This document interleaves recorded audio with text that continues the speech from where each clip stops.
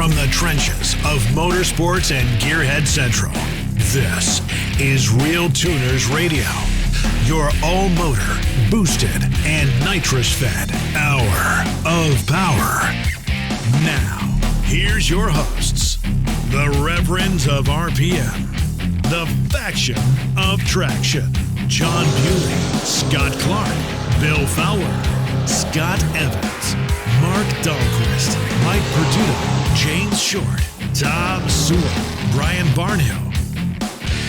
This is RealTuners Radio. Good evening and welcome to RealTuners Radio, episode 118. It's Wednesday, March 25th, and we are roughly 1 week into Quarantine 2020. Tonight we have no special guest. Instead, we decided to take EFI tuning questions specific to the Holley ECUs. Post your questions in either the Facebook comments section of our live video feed or sign on to YouTube and post in the comment section there. We'll do our best to cover as many as we can. Don't mind our lack of tattoos. We have actual experience. This is RealTuners Radio.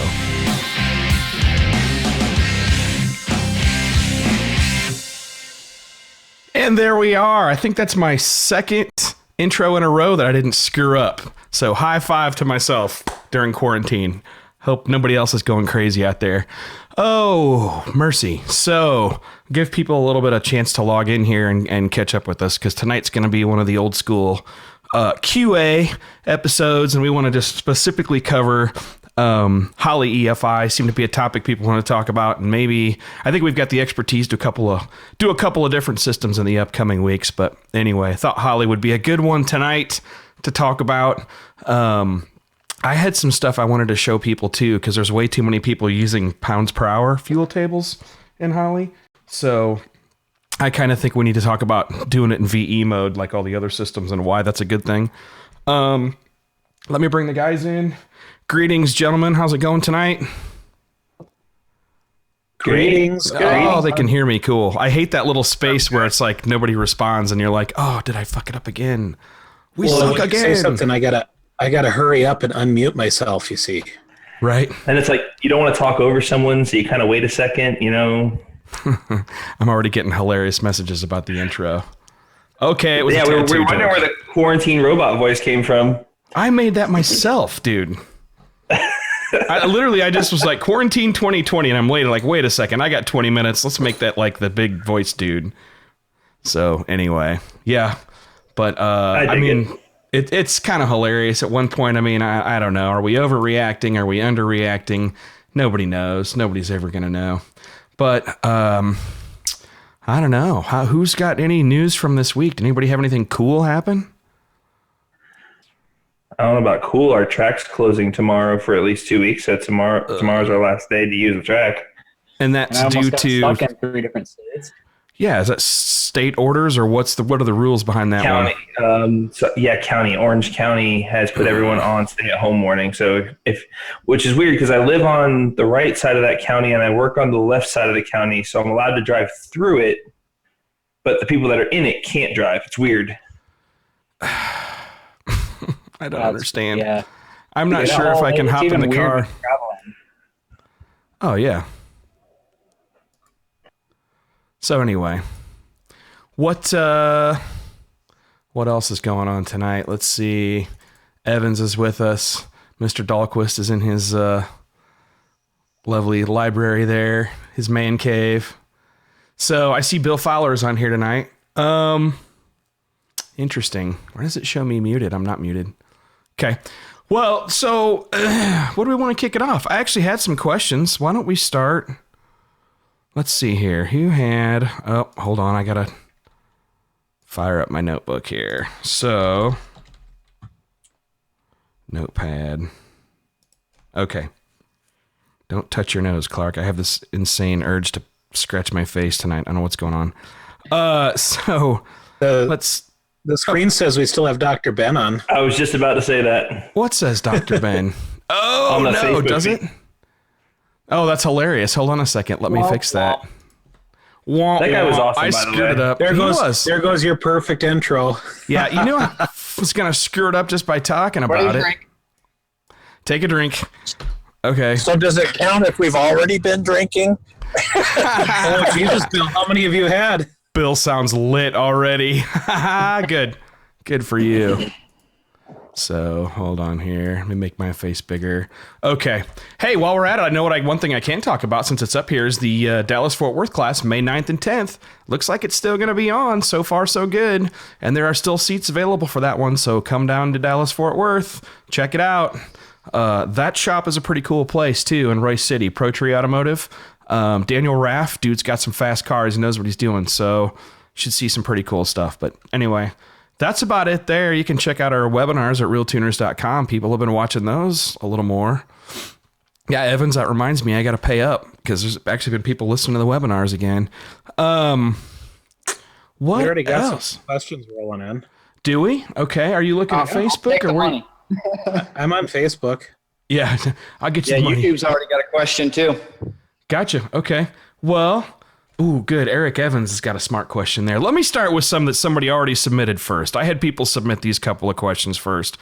Someone asked warm-up tuning tips. Okay, this is one I can answer in my dumb way real quick and simple. The way to tune cold start and warm up, you absolutely first have to have your fuel table as perfect as you can get it and your spark and timing and everything when the engine's warm or even hot. Get it good and heat soaked. Get that stuff dialed in, the drivability as much as you can. And the last thing you really want to fine tune is the cold start and the warm up. And you're literally, your first half a second of cranking, that's your cranking pulse. If you can get it to light and at least try to fire quick, that's your cranking fuel, also known as startup enrichment on the Holley. Usually you want to set that to be so that the injector pulse width is twice what your idle pulse width is going to be for that given temperature. So if you're idling with a set of 210 Bosches on E85 with your LS or your mod motor or your Coyote or your Gen 3 Hemi, and you're idling at like 1.8 milliseconds, set your warm cranking pulse for 3.6 milliseconds, and then with colder temperatures, set your cranking fuel just to go up. And similarly, it'll follow what the engine wants. Now, as soon as you get it to light, cranking pulse is over, and now you're looking at after start enrichment plus warm-up enrichment. Typically, the colder it is, the longer. Make sure you understand the decay field. Why don't I just share a screen? Hold on a second here, guys. So That's what I was just getting ready to do. yeah, hey, Clark, share a screen. Hold on, getting my display What I want up. to add on that is if you're on E85 and you're in cold temperatures, you have to throw a ton of fuel at the car. Oh, yeah, way more in the cold. Way more, double, triple. Because what happens is below 40 degrees, E85 doesn't like to atomize, and you need the vapor to get it to light. So don't be afraid to throw a ton of fuel to get it going. And a lot of that vapor is coming from that 15% gasoline. So And if you're starting your E85 a lot in the cold, just make sure you change your oil more. Right, you're gonna Always get it love the wet. guys that I get know. it good and hot as often as you can. Yep. Okay, here we go. I got a. I thought I had a Holley screen here. Maybe. No. Well, Scott finds out, is there sort of a ambient limit for temperatures if you're trying to just run E85 all the time, as to which you're going to really have to start doing some coping things to deal with cold starts? Typically, it's just getting started is the hard part. Once it's started, it's fine. Yeah. I mean, I've driven my Miata and other cars in New England weather, and as long as you get your startup done, they tend to do just fine. And I'll say it's always started fairly well. It did take some tuning to get it to that point, but as long as your startup tune's good. I haven't tried, Dahlquest, North Dakota type weather. But Let me show them here. So I'm on a typical. Let's see here. Get rid of the large table. I hate large tables. This one hasn't been built yet, so I can go ahead and do it off the top. Well, hold on. Let's go find a file. But you know that the OEMs that run E85, With- they fire up when it's cold. Yeah. So it can be done. With the They get it to E85, You can almost guarantee that, let's say operating temperature's 210, we're going by our guideline of our basically double the pulse width your standard idle. And when you get to, let's say somewhere around 0 degrees freezing, if you're in New England weather, North Dakota weather, you're going to see probably 7 to 10 times the amount of fuel in that section. Yes. And even more with E85. Even when it's 40 or 50 degrees out, you might see 3 or 4 times, 300 or 400% the idle fuel to get the thing to light. And so, but here, let me go through this now. It's going to kind of look like a ski slope. Yeah. So I've got the screen up now, guys. You might have to watch it in the stream because it's not broadcasting back through Ring Central, but the rest of the group can see I've got the Holley cranking fuel table up here. And really, okay, so these guys over here, now you know that let's just go through this. The bar at the top, you can adjust these numbers manually, or you can do things like highlight them, right click, fill row values, boom, smooths things out. You understand that just like the other tables. I think everybody gets that.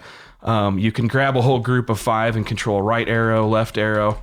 But the idea is, if you see along the bottom here, here's your coolant temp right here. So you got a different cranking pulse for the coolant temps. Well, I've got 5.5 pounds per hour going through the system for cranking. Is that? Yeah, pounds per hour. But I've got 40 pounds per hour at minus 40 degrees. I've got 32 pounds per hour. So I've got 5.5 times the fuel cranking at 0 degrees coolant temp as I do at 180 degrees. So, and on this particular engine, it calculated out to be that way. And you just experiment with the colder stuff. Remember, cranking fuel is literally just to get the engine to come off the starter. It's literally only for cranking. As soon as you cross whatever you've set for your cranking threshold, which is your RPM threshold, which is under system ignition down here. So this engine, 400 RPM, it's going to above 400 RPM. It's not on cranking fuel anymore, which basically means it's as soon as it lights off, then it's going to switch over to a combination of this table here on top of the regular VE table here. Okay, so let's say you're idling somewhere around 1,000 RPM and 9 inches of vacuum. You've got 25.7 VE. You could convert that to pounds per hour. That's 3.34 pounds per hour. Okay, if you're using a pounds per hour table, I use VE. But let's say we'll stick to pounds per hour since most of you guys are using that now. I'm not done with you yet. But so you got this 3.34 pounds per hour is where it's idling. On top of that, let's say it's 40 degrees, you're going to have 133% multiplier or 33% extra fuel on top of that. This is your choke. Your warm-up enrichment that only goes away as the coolant temp comes around. So you over here at 140 degrees, this column here is your 100%. So the engine's completely, we consider it warm-up, turn off the choke at 140 degrees Fahrenheit. Okay, now, on top of that, after you let off the starter and you've crossed 400 RPM, your after-start enrichment is kicking in. There's 3 components to after-start enrichment. Number 1 is the hold-off. How long does the after-start enrichment hold? And this is on top of the other enrichment, so you can really get too much fuel going in the engine here. I see a lot of guys using the default Holley after-start, and it has as much as 7 seconds of after-start enrichment at warm temperatures, which is just not right on a port-injected engine, so I literally will zero those out. But here, take a look at my tables since this is going to be recorded. This is a good starting engine right here. Here's the percentage of enrichment based on the coolant temp after the engine starts and fires. Here's the number of seconds it takes to decay to slowly fade that out. Once this number of seconds has gone away, so say we're at 40 degrees, after 23, 24 seconds, it's only going to be running on the fuel that's on the fuel table here and the coolant temp enrichment. Call that the choke. Okay, so that's, now, you're like, how the hell do I tune this stuff? If you got an LS, Coyote, or Mod Motor, start with my settings here in these screens. So we'll go over VE table creation a little bit later. Perduto wanted me to go over that. But, see, yeah, this guy here. So this is your coolant temp basically enrichment 300 table. to 400 cubic inches is what he's talking about there. It's not necessarily specific to those motors. Part of it is engine size. So it's really if you're engine in size. 5.0, it's 300 cubics. Yeah. If you start at 346 up to 427, pretty common. So Yep. everything kind of in that range it's going to be close enough to get you going. You're still going to have to fine tune it because a smaller engine wants a little less, a bigger engine wants a little more. Yeah. You just got to play with it. So the order of operations I would do this in is I would first get the cranking fuel to get it to light right away, and then use your foot to keep it running if you have to. Then I would work on the after start enrichment and the target idle speed and have it sped up pretty good. If you go into idle and you're using an idle air control valve, don't let that thing struggle at a slow speed. Keep that idle valve open. Give it a high RPMs at cold temperatures. Give it 1300 RPM to warm up. You got to remember the coolant temperature on a typical engine, on the engines that most of you guys are running, will go up 1 degree every 2 seconds. Anywhere between 1.5 and 2.5 seconds, it will go up 1 degree. So it doesn't spend a lot of time here. And with some RPMs, it makes it a little easier to get your startup tune. But really, the next thing you're going to adjust is going to be your coolant temperature enrichment.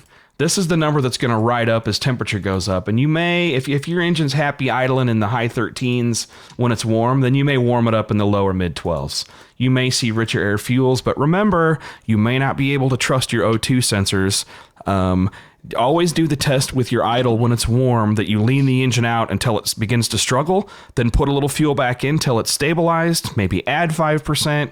Keep it just a hair rich, just like you would adjust a carburetor. That's your warm idle fueling. If your O2 sensor reads something, that makes sense there, fine. If it doesn't make sense there, then you're winging it.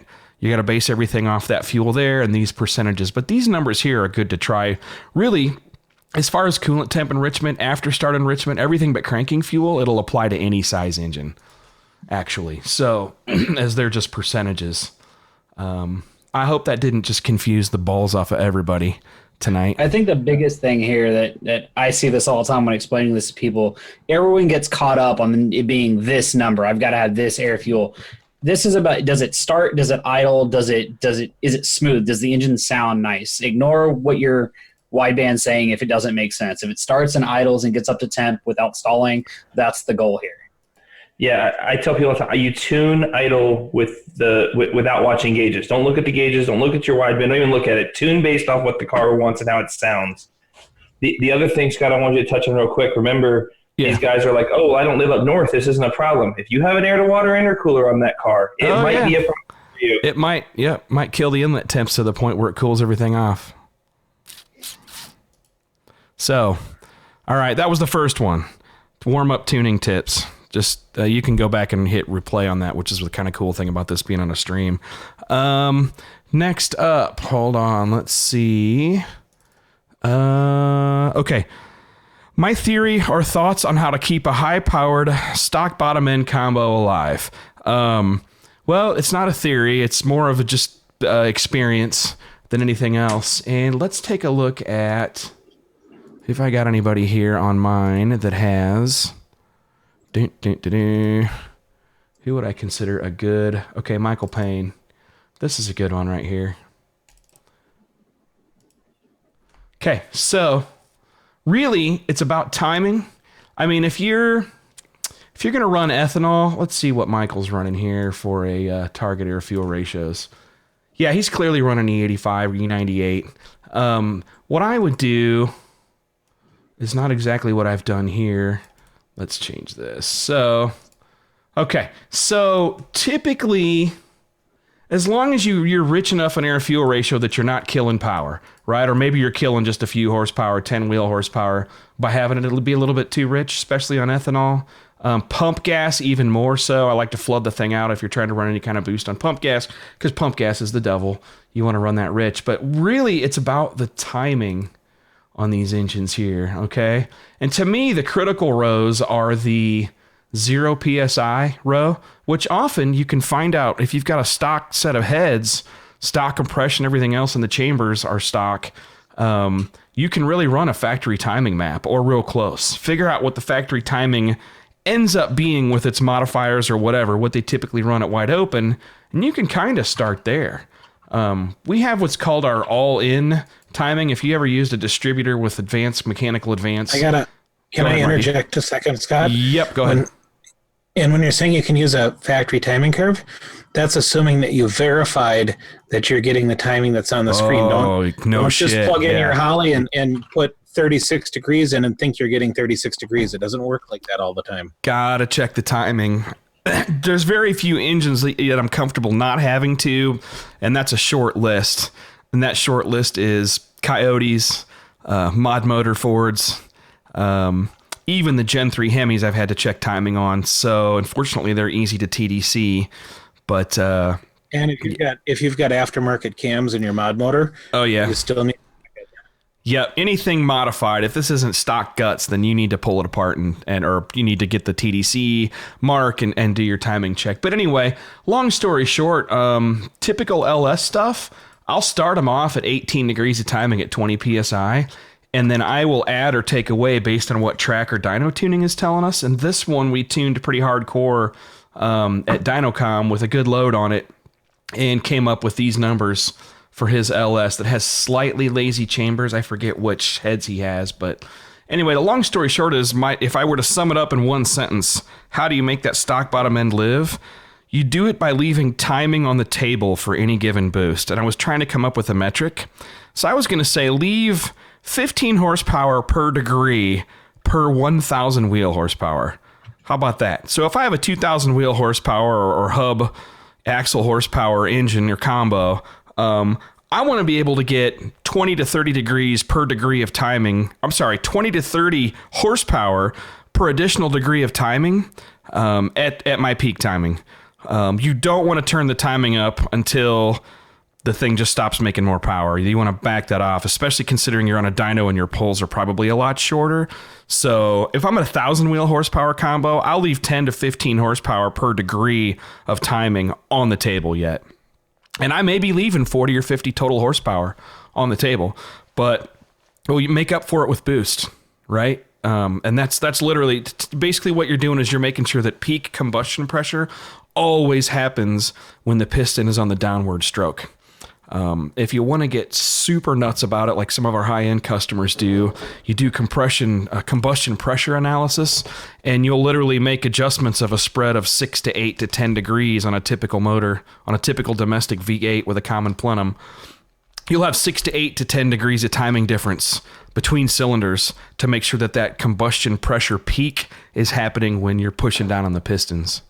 So that's how you... Go ahead. What Scott's saying is the key to keeping a stock engine alive is keep it out of detonation. Don't hurt it. Because as soon as you get any kind of detonation, that's when it gets hurt. It's over. So, it's over. I mean, don't rely on knock sensors at all. Because if your knock sensor tells you something happened at 30 pounds of boost, guess what? You didn't need a knock sensor because you got a rod hanging out the side of the block. Yeah. Knock sensors let you know after it happens. Yeah. Go ahead, Mark. Scott. Yeah. You might want to clarify you're starting at 20 degrees of timing on the LS because Kevin Huselbus is like, so not the 14 degrees of timing at 14 PSI for LS like he's heard from everybody else.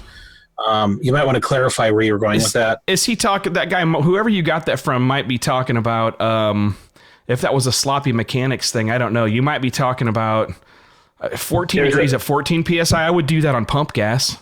But there's a blanket statement out there where these guys are like, you have to be at 14 degrees by 14 PSI to keep it alive. And I hate reading that because blanket statements, as we know, don't work. But yes, that is the blanket statement that it's wrong. Around all the time. It would apply to pump gas. Alive. It's just going to keep you half a second slower than what you need to be.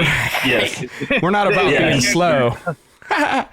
No, it's to note there too is that and seats and everything else that doesn't like a lot of.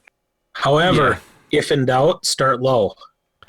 Yeah, I mean, starting at 14, you can do that. Here's something else I do that people hate. I take timing out when we're on the dyno. When it's time to finally see if we're going to gain power or lose power with timing, everybody's like, put 2 degrees in it, see if it picks up or not. No thanks. I'll take 2 or 3 out and see what it lost and then kind of predict what it's going to make from there. I do the exact same thing. There's a lot of times you're like, all right, I'm going to take 2 out, and you're like, oh, shit, we just picked up 50 horsepower. Yeah. Right. You're already past the curve. Yeah, because if your base was off, you don't know, and you're just going to add timing on top of that. So, and the 14 PSI thing is pump gas on stock ringlands and stuff like that. That's a good rule of thumb, and I've honestly told people that. Pump gas, the same one of you'll be good starting there on pump gas, and that's honestly when I tuned my GTO, we started there. So Barnhill Stan, he started that shit. Great. Thanks, bro. Just kidding. No, it's all right. I'm okay with, it's funny, as Mark pointed out, maybe it's not a horrible place to start. I just know these combos pretty well, and I always tell people run the right fuel. I'm right there with Bewley. Just we always have the right gas. C16 if it's gas to get started on the dyno. E85, we kind of know what we're doing, but we don't really love it. But methanol, no problem. On the 85 stuff, I kind of always end up about 17 degrees at 25 to 27 pounds. Seems to be where I always end up. Where do you end up again? Say it again. 17 degrees at 25, 27 pounds. Seems to be about right. That seems like an aggressive tune, but a good tune. And especially if something's got slightly lazy chambers. But yeah, that's probably where we'd end up killing it. So when you're talking 14 degrees at 14 PSI, that's pump gas territory, bro. Yeah. That's pump gas territory.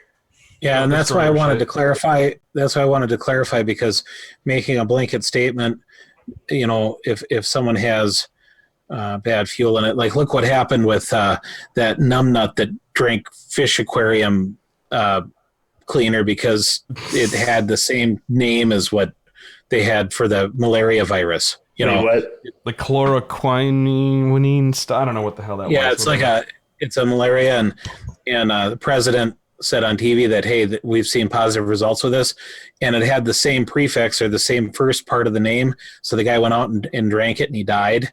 It's like Darwin Award stuff there, but that's why I wanted to clarify that, when Scott was talking about 20 degrees, he's assuming that we've got the right fuel in it. Yeah, but here's a timing map I'll start with on good fuel. Go ahead. If you're using C16, it's real easy to go past that point, which is why we pull timing out, because C6 is so forgiving. You can be 10 degrees past where it should be knocking, and it still won't knock. So you have to be smart about your timing and realize that maybe you pull something out, it's going to make more. Here's just a good starting point for a LS on good fuel. If you're doing a drag racing LS, right here's I zoomed in on that timing table. But anyways, so you guys want to take another one? Let Scott or one of you guys take one so I can go get myself a drink. Well, we've got like 20 questions piled up here, so. Oh, knock them out, brother. I had a good one.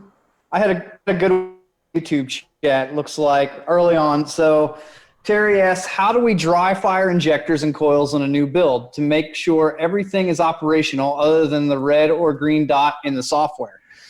So the challenge becomes some ECUs don't have a test mode. Some do. And if you have an ECU that has a test mode, you can just go into it and turn it on and make sure the injector is working. Right. If you have one that doesn't, you have to get innovative. You're going to have to figure a way to put voltage to it just to make sure that it's actually turning on when you put voltage to it. There's not a whole lot you can do on injectors if your ECU doesn't have an injector test mode other than run it and then physically grab each one and unplug it and make sure it stops clicking when you unplug it. There are some advanced methods. You can make so the Megasquirt guys have a gym stem, right? You can use a function generator to generate the signal that your ECU is configured for and put it on the crank sensor and cam sensor inputs. I've done that on Holley. We were doing our rev limiter testing and found some interesting stuff on the HPs for NHRA Pro Stock. You could absolutely do just a PWM signal and put the Holley in single pulse, single fire mode and just let it run into the cam sensor input. And then you, at that point, would have RPM and you'd be able to test injectors. A lot of guys are just wanting to verify their wiring, I think, a lot of times. And just some time with a multimeter, honestly, just bring it out. You know where it is. Just, make for documentation, print out your pinout and go through and ring your harness out. One of the biggest things is while you're running through and doing that, check your coolant temp sensor, check your IAT sensor, check any other sensor. First startup for sure. They're reading sane values. You know what I mean? If your coolant temp says 42 degrees and it's 80 degrees out, there's a problem. You know what I mean? Hey. Those two, when the car's sitting there not running, should be within a couple degrees of each other and within ambient air temperature. So Jack Nichols, but then I got one for Evans coming up here, but I see Jack Nichols. How do you know where to start with timing and low RPM boost? Man, I always learned from watching the factory maps. Again, I'll go look at that 0 PSI and I'll say, all right, where does the factory put all their timing in at wide open throttle? What RPM? And it's usually on LS's, the high 3000s. 3,700 RPM or so, have it all in. So you want to kind of create that same ramp while you're in boost. And then if you're, James has gotten into this. Tom Sewell, you've gotten into this where you actually restrict the timing at, say, 5,000 RPM so you don't build too much cylinder pressure and start bending rods. You'd rather make the power with RPM. And so there's some reason to go even less than those factory ramps would have you do. Yeah, of course. On a stock build, yeah. Yep. Yeah, we'll pull. I do the same thing on my GTO and all these stock 5.3s that we boost. Pull a little timing out around where peak cylinder pressure is to, like you said, use timing and protect that engine. That's how you make an engine last like this. Right.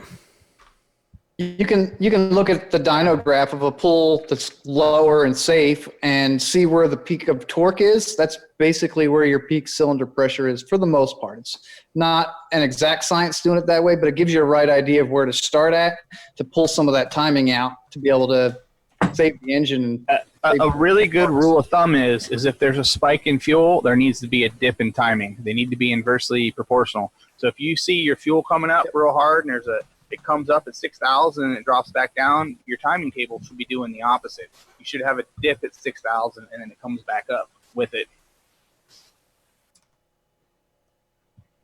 So check out Derek McDonald's question. This is a Evans all the way. Hold on here. Where did Dan? So do you see the? Scrolling back up. Here we go. What is the best way to set up a dual fuel system with two complete systems, 93 octane for driving and C16 for wide open throttle? He's basically talking about, oh God, who's the guy that works at Lingenfelter? Why am I drawing a blank on him? Chris Beischer. Chris Beischer's combo from Drag Week. He actually had a deal that had a electric fuel pump for his race or driving around. I don't know if he drove on, I think he drove on gasoline, and then switched completely to methanol at wide open throttle. And not only did it do that, it ran a second fuel system, second set of injectors, and a second fuel pump that ran off of an air conditioning compressor clutch that would engage the mechanical fuel pump as he rolls into the throttle. And then he had the dual VE tables switching over. So I don't know. Scott, do you got thoughts on how you would do that? It again depends on the ECU you're using. There's many ways to do it. You have to pick how you're going to blend it is the biggest problem. Are you going to turn one off and turn the other on, or are you going to try to 50-50 it as you go and slowly roll into the other, or are you going to turn the second one on top of the first one? There's so many variables to that. I think for me, I'd want to switch over. I wouldn't want to leave the gasoline in there for fear of just a horrible mixture. One hole with too much gasoline and not enough methanol, and suddenly you have an ashtray on your hands. So I know in the Holley you can do dual injectors, and you can set it up so that one turns off as the other turns on. And I think that's the way I would do it if I was doing dual fuels. I wouldn't try to blend them together and hope that my mixture was correct. I generally don't blend them, but what I'm doing with their later V5 stuff is I will phase out one VE table and phase in the other around the same manifold pressures and try to make that transition as smooth as I could get it. So it's all on one or all on the next. And that's what I'm talking about is their injector tables that allow you to do that. It still runs off of one VE table, unfortunately, but it gives you the option of 0 to 100% of an injector, and you can turn one off as you turn the other on and blend it between the two. Yeah, for ECUs, if you hear it called, I think Link calls it 60, Haltech calls it 4D or whatever. They'll have multidimensional tuning. That's what they'll give you, is they let you stack maps on top of each other and then blend between them based on, like that's actually how flex fuel originally was done in ECUs that didn't do it. You'd stack those maps and blend based on ethanol content, but you could do that on any map switch state or fuel or whatever. But yeah, I think I'm on the same way. I would never want to blend the fuels. I would want two full separate fuel systems, or at least if I'm going to switch, I pull up to the track, I turn on my race gas setup, switch I let it run and make sure everything's there. And that way it's a flip of a switch and I'm not getting in and pumping in and out, but I want to know what fuel I'm on. Use your pump gas to get it up to temperature, and then turn a quarter-turn ball valve over on both systems to close one off and open the other, and you're ready to go. Travis Kurtz. Actually, you guys covering YouTube, you got some questions you want to take from there? I can wait a bit. Holy balls, we got a lot of listeners tonight.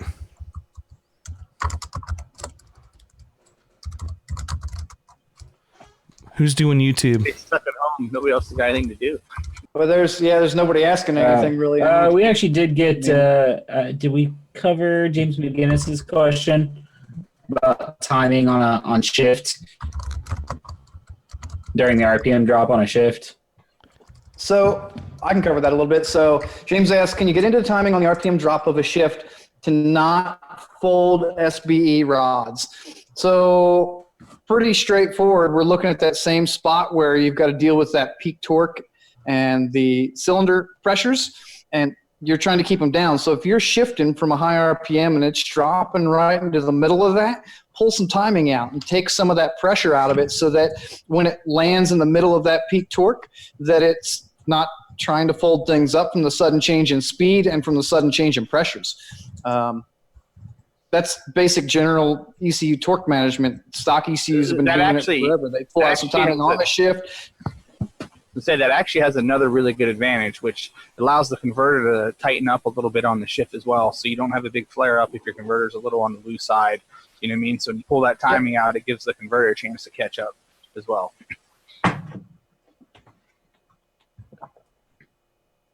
Yeah, I think that's one. If you take a look at how some of the OEM stuff does parts too. Yeah, right. Saves transmission parts. To everybody on Facebook, we're so far behind on questions that the ones that were at the top of the list are now gone.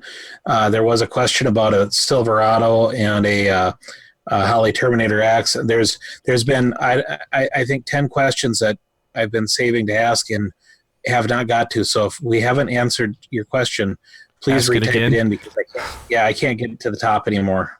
Huh. Doug Sandwag's got a question here. One of the guys. Go ahead. I just want to say real quick, one of the guys in the YouTube chat says, our teacher at Lincoln Tech told us to come watch and learn. Welcome.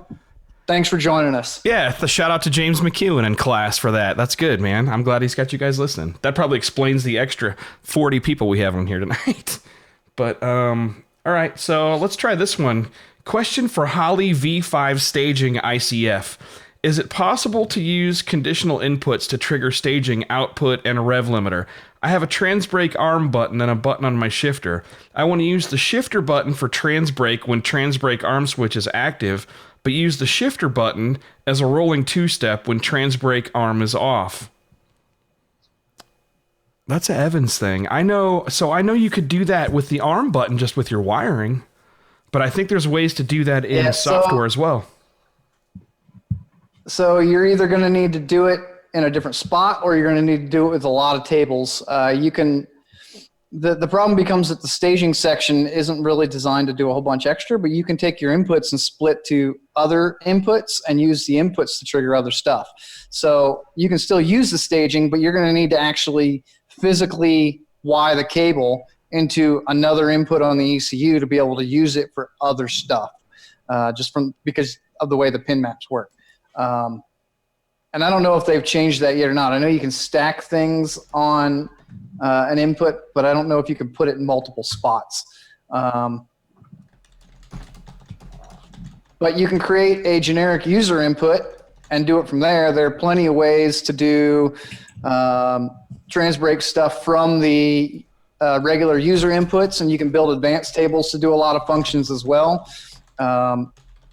You can set it up so that your trans brake button above a certain speed doesn't enable. The trans brake itself, it strictly works as your boost scramble at that point. Lots of ways to do it. It's just you got to get tricky because you may need to do it in regular inputs, not in the staging inputs.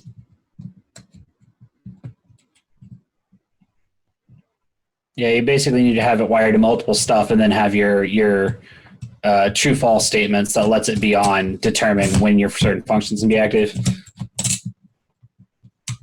Mike Perduto, Tyler Eidson wants to know if you could clarify the effect that being rich or being lean would have with your 17 degrees at 25 pounds of boost statement?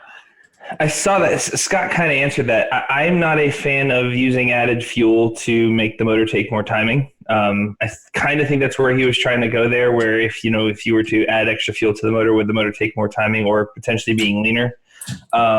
Especially because, and what's called, Brian's going to laugh at me, but we call ourselves Team Ungapped Rings down here in Florida. We purposely don't regap the cylinder rings on the stock bottom ends. So I'm not a fan of having extra fuel in the hole. I have a theory personally. What's it called? I have a theory personally about whether or not added fuel in the cylinder, especially on stock bottom end deals, gets by the rings, tends to knock the ringlet up instead of down, and then you see this big old melted side of a piston come down. Everyone's like, "Oh, it went lean. You overtimed it." It's like, no, in my opinion, that's that thing. What was that? I think you see that in the LT motors, the direct injected motors. Yeah, you get too much fuel on them and they knock the rings out. Yeah, and you catch that a lot of nitrous cars. I think that's my nitrous background coming out there. So I'm always going to be personally, once again, I know there's a million different ways to skin this cat. I'm always going to be a guy that's going to err on the leaner side of things. I could hear Scott laughing in the background already. Personally, I'm always going to be a guy that's going to err on the leaner side of things. I don't believe in having extra things in the combustion chamber that we don't need. Right or wrong, that's kind of how I feel about it. Well, timing will change based on your air-fuel ratio. So some fuels, if you run them richer, like less timing. So you're actually hurting yourself if you do that. It depends on the fuel. I believe that question was in reference to E85 because that's where we were at that moment. Yeah, I tend to run more timing, leaner on E85, and then less timing, richer on E85. But that's just been my experience. Interesting. And I think we did Jack Dickel's question about where to start with timing on low RPM boost. Yep. I think we did that one, didn't we? Scott Clark. I think Scott went to get a drink. Oh, but I'm sitting here talking, and I had my mic muted. I'm sorry. That you did cover that guy. That Brent Sanders guy. Well, it's good because I was talking mad shit to Perduto about airing too lean, but whatever. We need to sell parts too. So that's good. No, when you do get to the Brent Sanders Ford 2.3 turbo question, let me know because that's kind of my jam. Mark, when you see that one, do you have others before that? I'm going from the top of where I could get. I don't know how many I've missed now. Facebook sucks. What are they doing with the comments? It's putting it in weird orders. It really does, man. Because I'm seeing questions more recent that he's asking that I feel he's seeing older than me. Yeah. Well, I went up to the top of the list. Go Brent Sanders because that one's still readable right now. I'll take it. Okay, so oh shit, hold on. Did it disappear? Hang on. I can read it to you. I got it up. I got it right here. Yeah. Oh, I got it. Ford 2.3 turbo, 36-1 crank trigger setup. Runs on batch fire, but Holley says 180 before top dead center for the cam sensor. I was told 160, but it seems not to want to light. Should I set it to 180? No, here's what you do, man. You take the plugs out and only fire the number one plug. Let the motor spin over and use your timing light and use whatever works on the crank sensor or the cam sensor settings to get your timing for number one in the right place at TDC, roughly at TDC. Then you can adjust it later. Is it worth explaining how to time an engine on a standalone? Because I feel like I explain that a lot. I do too, and I think I'll tell you what, Brent, you could just call me, man. I'll help you walk through that one when it's time. But yeah, I mean, something if he's got I gotta stop everything. Depending on the ECU he's got. Hang on. I gotta stop everything. This poor guy, he had the very first question of the night. John Livermore, and he got dropped off the list, and he has a. Let's go ahead and finish that one because Livermore's going to ask me anyway. He knows me. So I want to add to this on the Ford stuff. If you're using the stock sensors and you're using a Holley as an example, sometimes you have to change to a non-drop down. You have to put it in custom mode so that you can get to it and change it to a magnetic sensor to set the voltages. Otherwise, it doesn't read right. Sometimes with the cam and crank sync, you'll get it to run in just crank only just fine. But as soon as you enable the cam, the thing won't fire. And the way to do that is change to custom and change it to read for a 36-1 and a single cam pulse, and then put the magnetic voltages way, way low. Put it down to like 0.01 because it's a VR sensor. So it's constantly going up and down above zero, and it doesn't always go high enough for signal strength to trigger it when you use the default drop down. So if he's using VR, he may be using a Hall sensor deal on that Ford 2.3. Actually, most likely he's using VR on the crank and Hall on the cam. So that does apply. Okay. Marky, you got some other ones? Well, did we do Livermore's or not? No, go ahead. Let's do Livermore's. John Livermore. Okay. 2007 Silverado Terminator X. And I'm not up on all the acronyms. I don't know what an RCSB is, so I'm going to say it's cab a short race, box. I was going to say it's a race cam small block. No. I like yours better anyway. I do Go ahead. too. But I know what it means. It's got a turbo 4L80 in it, or has it got a turbo and a 4L80? Going from stock ECU to Terminator X, well, what all will I lose and what can I keep? Well, what do you mean, what are you going to lose or what can you keep? Can you expand on the question? Because you're going to lose anything that the factory ECU controls and you're going to keep anything that the Holley controls. Right. Well, you can kind of piggyback them together and keep all of both.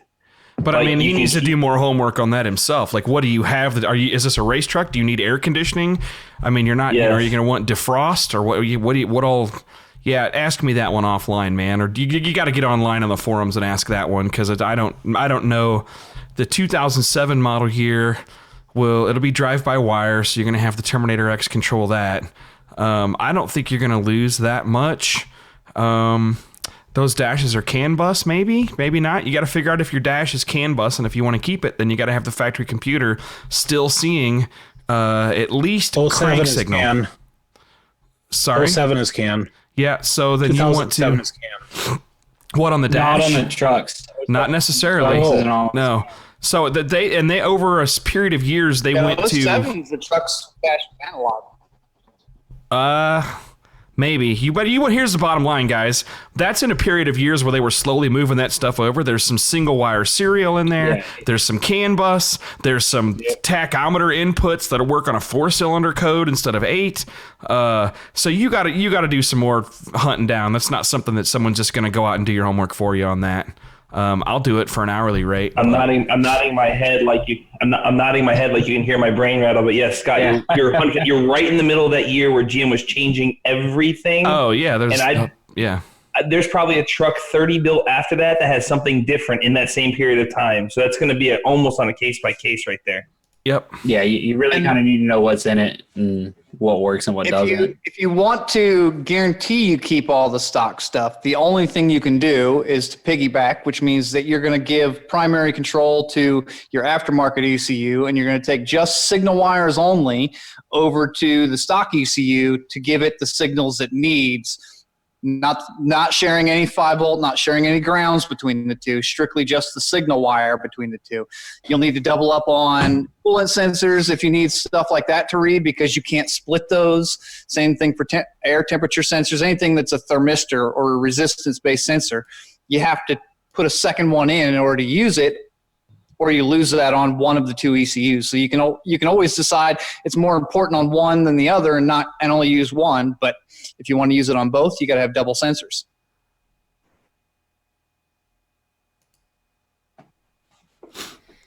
What else?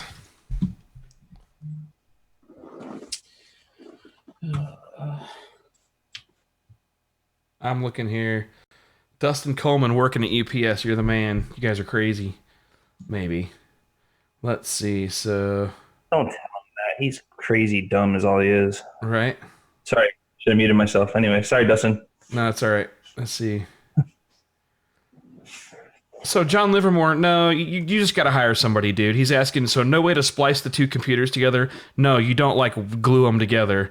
You can use the two computers together. You can share certain signals, and some signals you can't. But if you're at that point, those questions tell me, you know what? Take it to somebody. Take it to somebody like who's an expert on that stuff, because there's some learning curve there. You can make it happen. You can actually do a hybrid or a standalone configuration that makes them both work, but it's going to take some good questions.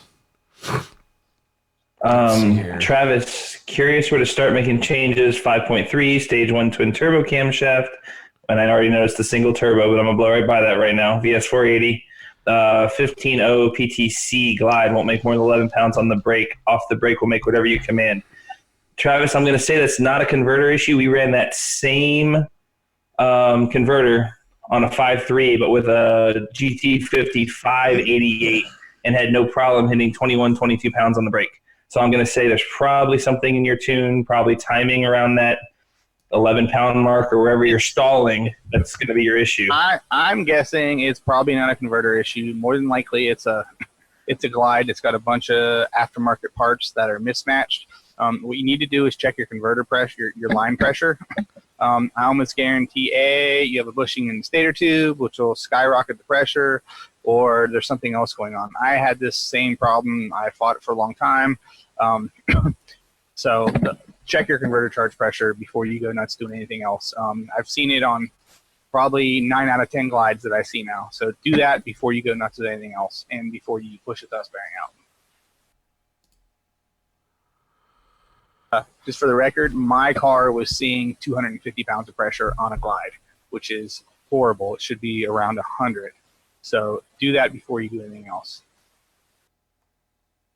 250 that's out of this world. Yeah, it's insane. Yeah, my converter guy, originally I told him how much power the converter was holding. He was like, no, that converter doesn't hold that much. I'm like, well, here's the times. It's holding this much power. And then, kind of went from there that the reason it was holding that power is because it had 3 times line converter pressure. So wow. Yeah, I'd do it. So, Jack Nichols again, would you prefer EGT per cylinder to watch for trends, or would moving a wideband through each runner to get a cylinder trim baseline be preferred? Not 8 widebands, just 1, and move it around versus 8 EGT probes. I mean, I'd prefer widebands and EGTs in every hole, but that's expensive, so let's back off. Let's do widebands, 1 per engine or 1 per bank, and 8 EGTs per cylinder. I don't tune fuel with EGTs, because I've done combustion pressure analysis and it shows me that timing is really what you're going to adjust to get your EGTs in line. So I do it with a single or dual wideband, just in normal position, and then EGTs per hole. They're also really going to help you find out troubleshooting, because, man, I got to be honest with you. Like, a third of the cars that I tune on that guys think are perfectly fine have a dead hole. Either a coil not firing, injector clogged up, or something stupid. Literally like a third of them right now, or they have those super cheap Chinese clone injectors that aren't working. That's just what I'm running into, and EGTs really help you just with the basic maintenance to make sure that thing is run on 8 cylinders. You'd be surprised how many you don't realize are not. So and if you don't have EGT, make it part of your every once in a while to go point your laser probe at every hole, or your thermal gun, I guess is the word I'm looking for, at every exhaust runner, and see if something has changed over normal just sitting there at idle. You'll find it at idle if you got a dead hole. Yeah, typically a laser. As long as we're talking about idle, wet your finger and touch it. Yep. As long as we're talking about idle, Josh Kimbrough comes up with an air fuel question on methanol twin turbo at idle. One side of the air fuel is off by a point or so, 5.2 on the left versus 6.0. At one point, the right side was 7.0. Sent the injectors back to Billet Atomizers. Thought there were a problem with them, but they checked them and said they're fine. Is this a tune or injector issue? No data on wide open poles yet. Same tune as the old 550 I sold. Well, I wouldn't worry about your air fuel at idle, because if you change the RPM by 100, it might flip over to the other side. Possibly, well, but you can also hold on. Rev it up a few hundred RPM, and you can see if it's an exhaust leak or something getting in. Because once you get enough exhaust flow going, that difference should go away if everything else is right. So rev it up a little to see if it's real. I don't know about.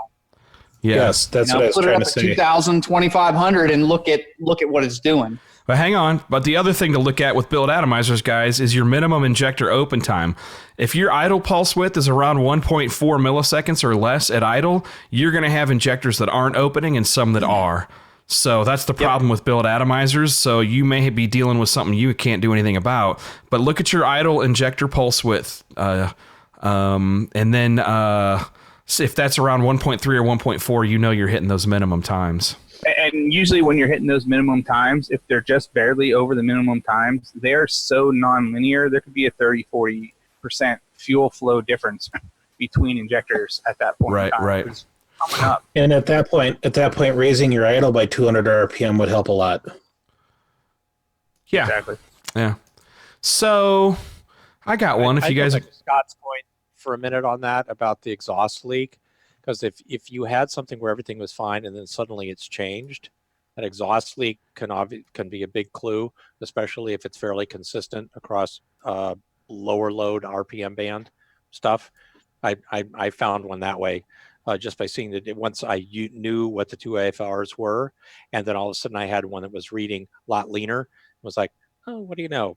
Bolt backed out on the exhaust flange, and there you go. It was leaking a little bit at the flange. Nice diagnostic tool. Yep. Okay. And my comment of ignoring it at idle is I do so many with open headers where the O2 sensor is, junk within anyway. 8 inches. Yeah, I mean, it's I totally ignore it at idle. Bring it up to 3,000 RPM and see if it's still doing the same thing.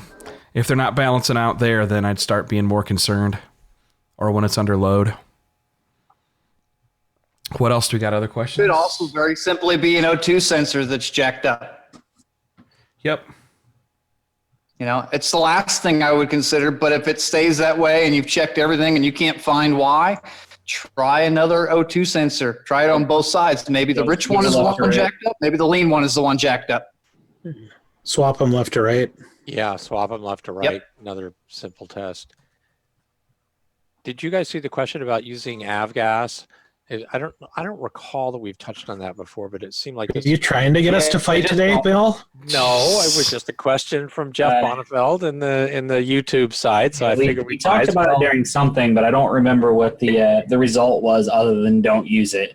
Yeah, I thought that was worth repeating. Are we about to go plug reading again? Just a question. I'll hold someone up to the camera. Avgas is designed for altitude, not for the ground. It's designed to run at that high altitude. So you don't get the benefits and you don't get the advantages of it when you're closer to sea level, when you're in human world. When you're in airplane land and land of the clouds, a whole different story. But it doesn't work well on the ground. People do use it. People have been using it for years. Doesn't make it right. What's that? I missed that. Aviation gas. Yeah, we're going to start running out of gas and reading our plugs. I mean, it's better than pump gas slightly, but it's meant not for altitude. much. Yeah, it is meant for altitude. Burns slow, burns cold. It's not great. It is a little safer than pump gas, but just pump gas. What else? Got some others? Oh, Dan Parker's on. Yep. Dan Parker. Is there a way to disconnect the horn on my truck? Every time we get fuel, Jimmy honks it as I'm coming around the front to give him my debit card. He laughs every time and it never gets old. He says, Dan, it's 2 wires connected to a physical mini speaker with a horn shape to it. Just got to find out where it's at. Reach up and pull the wire off. Or go punch Jimmy in the fucking mouth. That's all you get. One of those and that'll fix him real quick. Otherwise, remove the switch from the you can remove the switch from the steering wheel if you feel like taking steering wheel apart. I mean, that'll do it. You could pull the fuse, but it may be tied into other stuff too, like your radio might not work after you pull the horn fuse. I just wire it to the driver's airbag. I bet she only does it one more time. Jimmy's just going to have to fall up the stairs.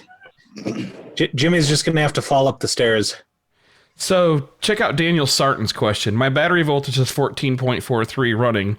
ECU says 9 to 10. If I add the compensation to correct, my car doesn't want to run. Is it scaling other parameters? And if so, which parameters are being scaled? Depends what ECU do you got, man. Hold on a second here. You need to tell us, follow that up with what ECU you got, because some of them you can calibrate, some of them you don't. If this was a Holley, presuming it is a Holley, since that's what we're talking about tonight, then I'd be calling the manufacturer, or you got a power and ground problem. Definitely, because if you're seeing differences than your meter's showing that's significant, more than a volt difference, something ain't right, or you got a messed up ECU. I vote for power more than 0.1 volts. I've seen this on OEM swaps where they miswired one of the power wires, the ECU or something. It was that exact thing on a drift car, and the car was running like crap all the time. And I started looking at it; it was exactly that. And I forget if they had they missed one of the power wires or something like that. But yeah, it was basically always running the dead times and dwell times for 9 volts, and that can make a huge difference. Looks like it says MS Plug and Play 2 on a 3S GTE. So he's out there. Yeah, I'd be checking your wiring. It's going to be a wiring problem. And if it's a plug and play, you probably got factory harness. I'm not a big fan of plug and plays because your factory harness. It says it's a plug and play. Yeah. Those. And 3S GTE. Toyota. If that's an MR2, throw that harness in the garbage. Absolutely. Yep. Not that every single MR2 I've touched recently has had a harness problems. Yep. Yeah, there's a lot of wiring issues on a lot of 3S GTEs, so I would start there. And worst case is double check your power inputs to the ECU, and make sure maybe rewire them. Bypass your factory ECU just to start, or your factory wiring, and make sure you've got good power to the power pins on the ECU, and go from there. Can you go more in depth on billet atomizers and minimum injector timing? Yeah, I can. That's the biggest thing that sucks about these things. It's the only thing I don't really like about them. I mean, there's some other concerns, but they'll flow a lot of fuel when you need it. But, well, hopefully when you need it. So those injectors, a lot of large low impedance injectors have a minimum opening time, okay? And you really want to look at this and study this a little bit, because I've had guys that swear to me, oh, I've got the billet atomizer 225s, and he said I could idle them on gasoline or ethanol. Well, your engine wants to idle around 1.1 or 1.2 milliseconds. Sorry, dude. The minimum those injectors are going to open up is between 1.3 and 1.4. You try and lower the fuel numbers any below that, and it'll start turning off cylinders one at a time, or in groups of 2, 3, or 4, or 8. It's really frustrating. If you're going to use 500 pound or bigger atomizers, my advice is to have a set of 200s or less as your staged injectors to start and warm the thing up with. Because the minimum open time, now remember, it depends for the fuel you're running. Since methanol has such a lower stoic value, like a 6 to 1, let's say, air fuel ratio. So you need only 6 parts of air per every 1 part fuel. That's a lot more fuel you need at idle. It might idle on 2 or 2.5 milliseconds. You're fine. But if you're trying to run ethanol E85 on big injectors, like the 225s on up that they sell, that are any of their low impedance ones, look at your minimum open times, because you're going to have problems. And man, I probably 1 car a week that we end up taking oversized injectors out because they thought they were going to run big billet atomizers on ethanol, and don't realize that the engine's going to idle at like 4 to 1 air fuel, and it's going to choke everything up and foul out plugs in 30 seconds of run time. So that's the reason you want to avoid that. Scott, do people occasionally just try to idle those things too low? So instead of letting it idle up at 1500 or 1600 or wherever it wants to be, they're trying to somehow force it down to what they're used to? In a lot of cases, the injector pulse width isn't going to change, Bill, and it changes more with load than it changes with RPM. So you might have 3,000 RPM unloaded and 1,000 RPM unloaded might literally be the same fuel quantity per combustion cycle in each cylinder. So it's not until you start putting load on the engine or increasing manifold pressure, taking away the vacuum, that it really wants to start adding fuel. So a lot of times, no, idling real fast doesn't necessarily help them. Sometimes if you're right on the edge, but not often. Good question. Especially if idling it up builds vacuum, it doesn't help you any. If you got an engine that you can idle it up and the vacuum doesn't change, then it might help a little just to get over that edge if you're right at the very edge on them. But yeah, but it's so small, it probably isn't going to help. Good trick that'll help with that is to actually open your throttle up just a hair to bring the idle up, and then what you can do is actually go in and pull some timing out to lower the idle speed back down, so that gets a little more air flowing through the motor, which means you need a little more fuel.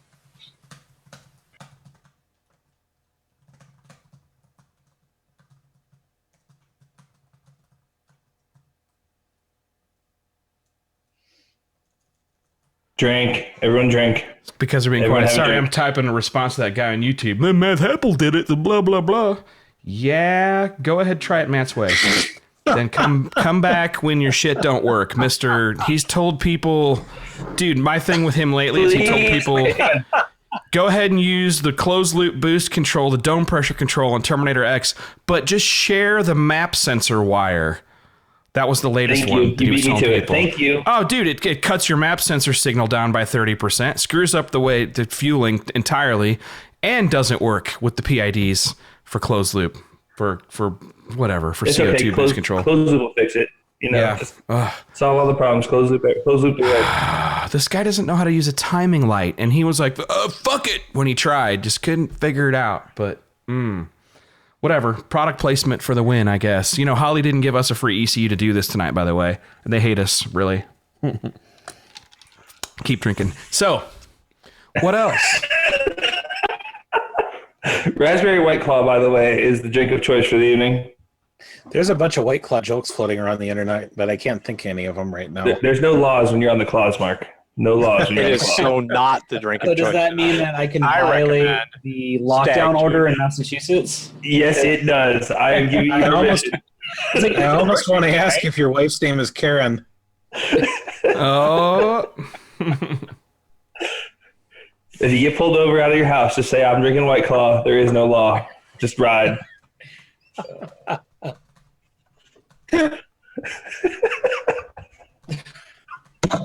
Animal just joined. I don't even remember what we were talking about now. I don't even either. Hi, Anna. Anna has signed on. Greetings. Question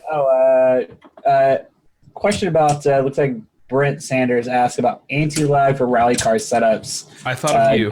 Deal or an added input. I've never done anti-lag in Holley. Normally you want some sort of added input to trigger it.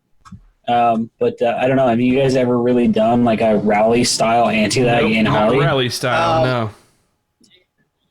You can do it in the advanced tables. Not exactly the same, but you can kind of set it up as your own. It takes a lot to make it work right. It's not really, because you don't have the ability to do moving target like you do with a lot of the rally car stuff. So it's a fixed number. So so basically you're going to have to write your own anti-lag control scheme in your advanced tables.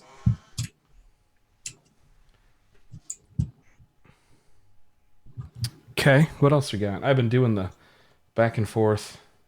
What's up, Anastasia? How's it going? I think they're also under quarantine, lockdown. I thought they were making respirators now. I don't think at their plant. I think that's up in Detroit. Sounds like they need to drink some White Claws. That's what I saw floating around was, if I end up in a hospital, please, dear God, don't put me on a Ford respirator. Weak. Keith Cromer asks, is it possible to do a dual use button with a Terminator X if you are out of inputs? Example, using bump button input for scramble when not on the brake. It should be able to do. I mean, you can definitely wire up a trans brake in a way that if you use it, depends on how you wire it. If you use it as an input and not as the staging thing, you can set up functions to enable or disable it. If you use it as a regular input, that is. So you can set it up to turn off after 5 miles an hour, or whatever you want it to be. And then at that point, it could double up as your scramble, which you would use in an advanced table to set up basically a boost function when the scramble button is pushed to increase the boost that's already currently there.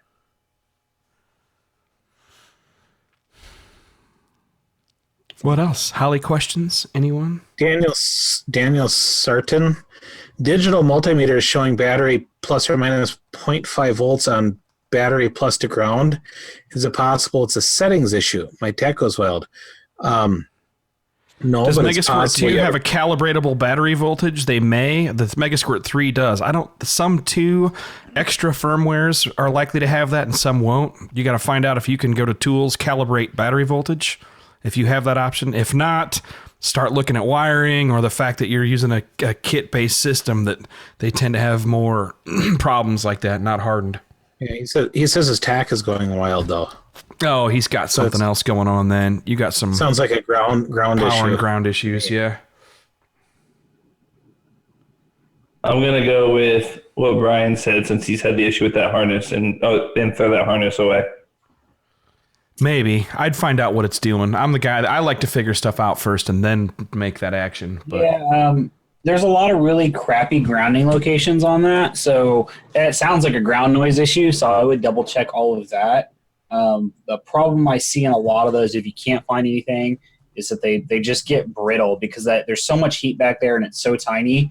We've had one, it'll be fine, and then you'll handle the harness. You'll like take an intake off, you'll lay the harness over and put it back, and all of the insulation will crack, and you'll get a short on an engine ground or something like that that's somewhere in the middle of a harness where there's no physical damage, but because the insulation cracked, now you've got a short, and it's basically stripping the whole harness down to find it. And at that point, do your basic checks, but be prepared for the worst.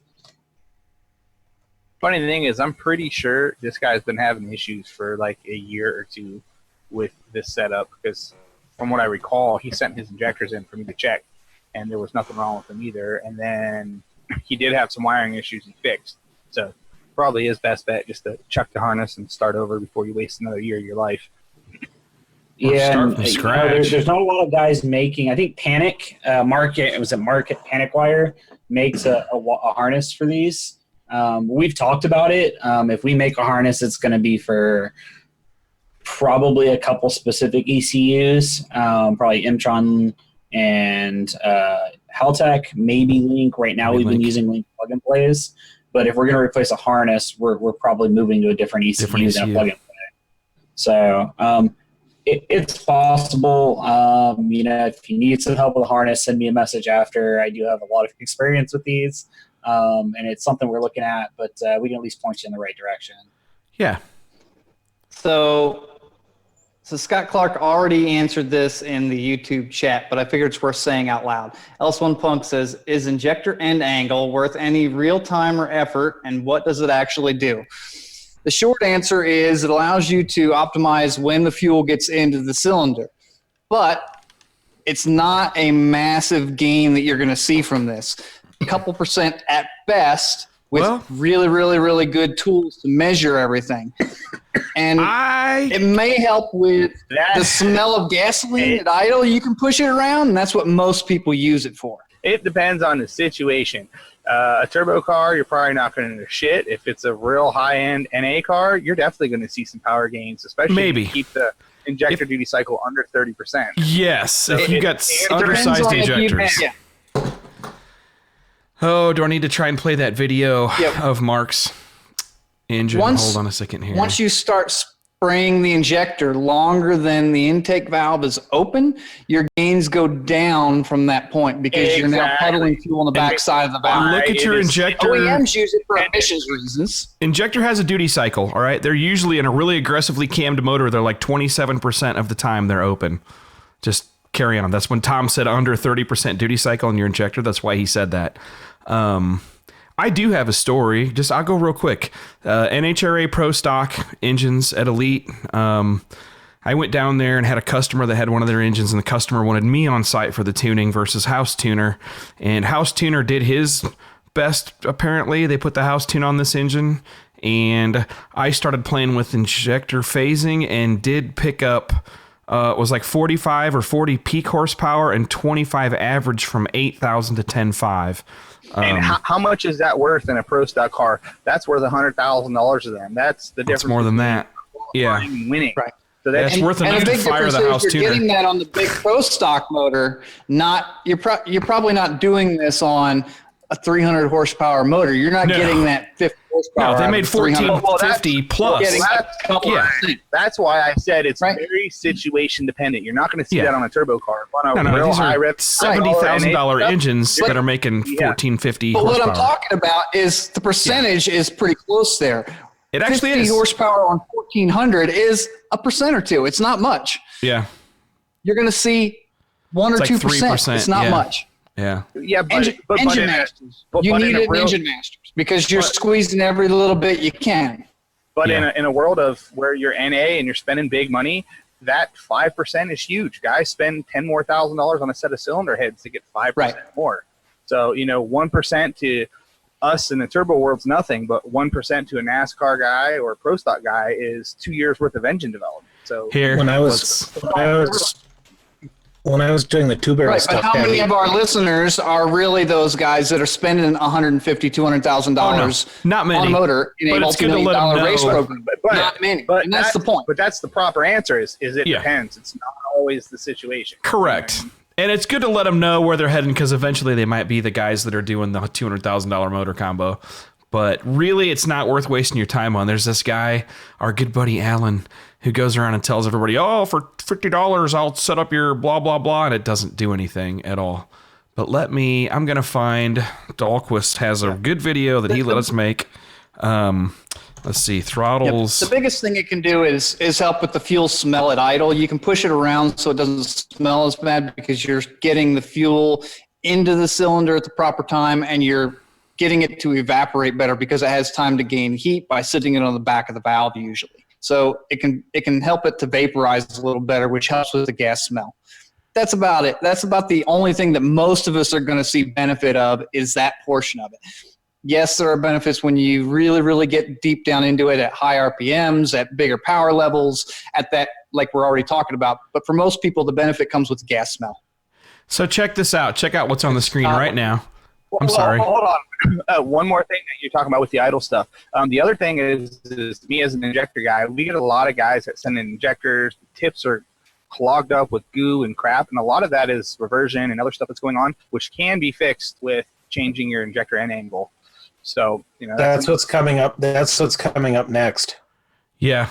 So check out this video here. This is poor guy's hardcore shit right here. Because I felt that Dahlquist did the greatest possible job that could have been done for the budget that we had. This was all Mark Dahlquist's deal. This is how I got involved with him early in our relationship. But this video right here, if you go look up Throttles EMC Performance or Throttles Performance EMC stands for Engine Masters Challenge.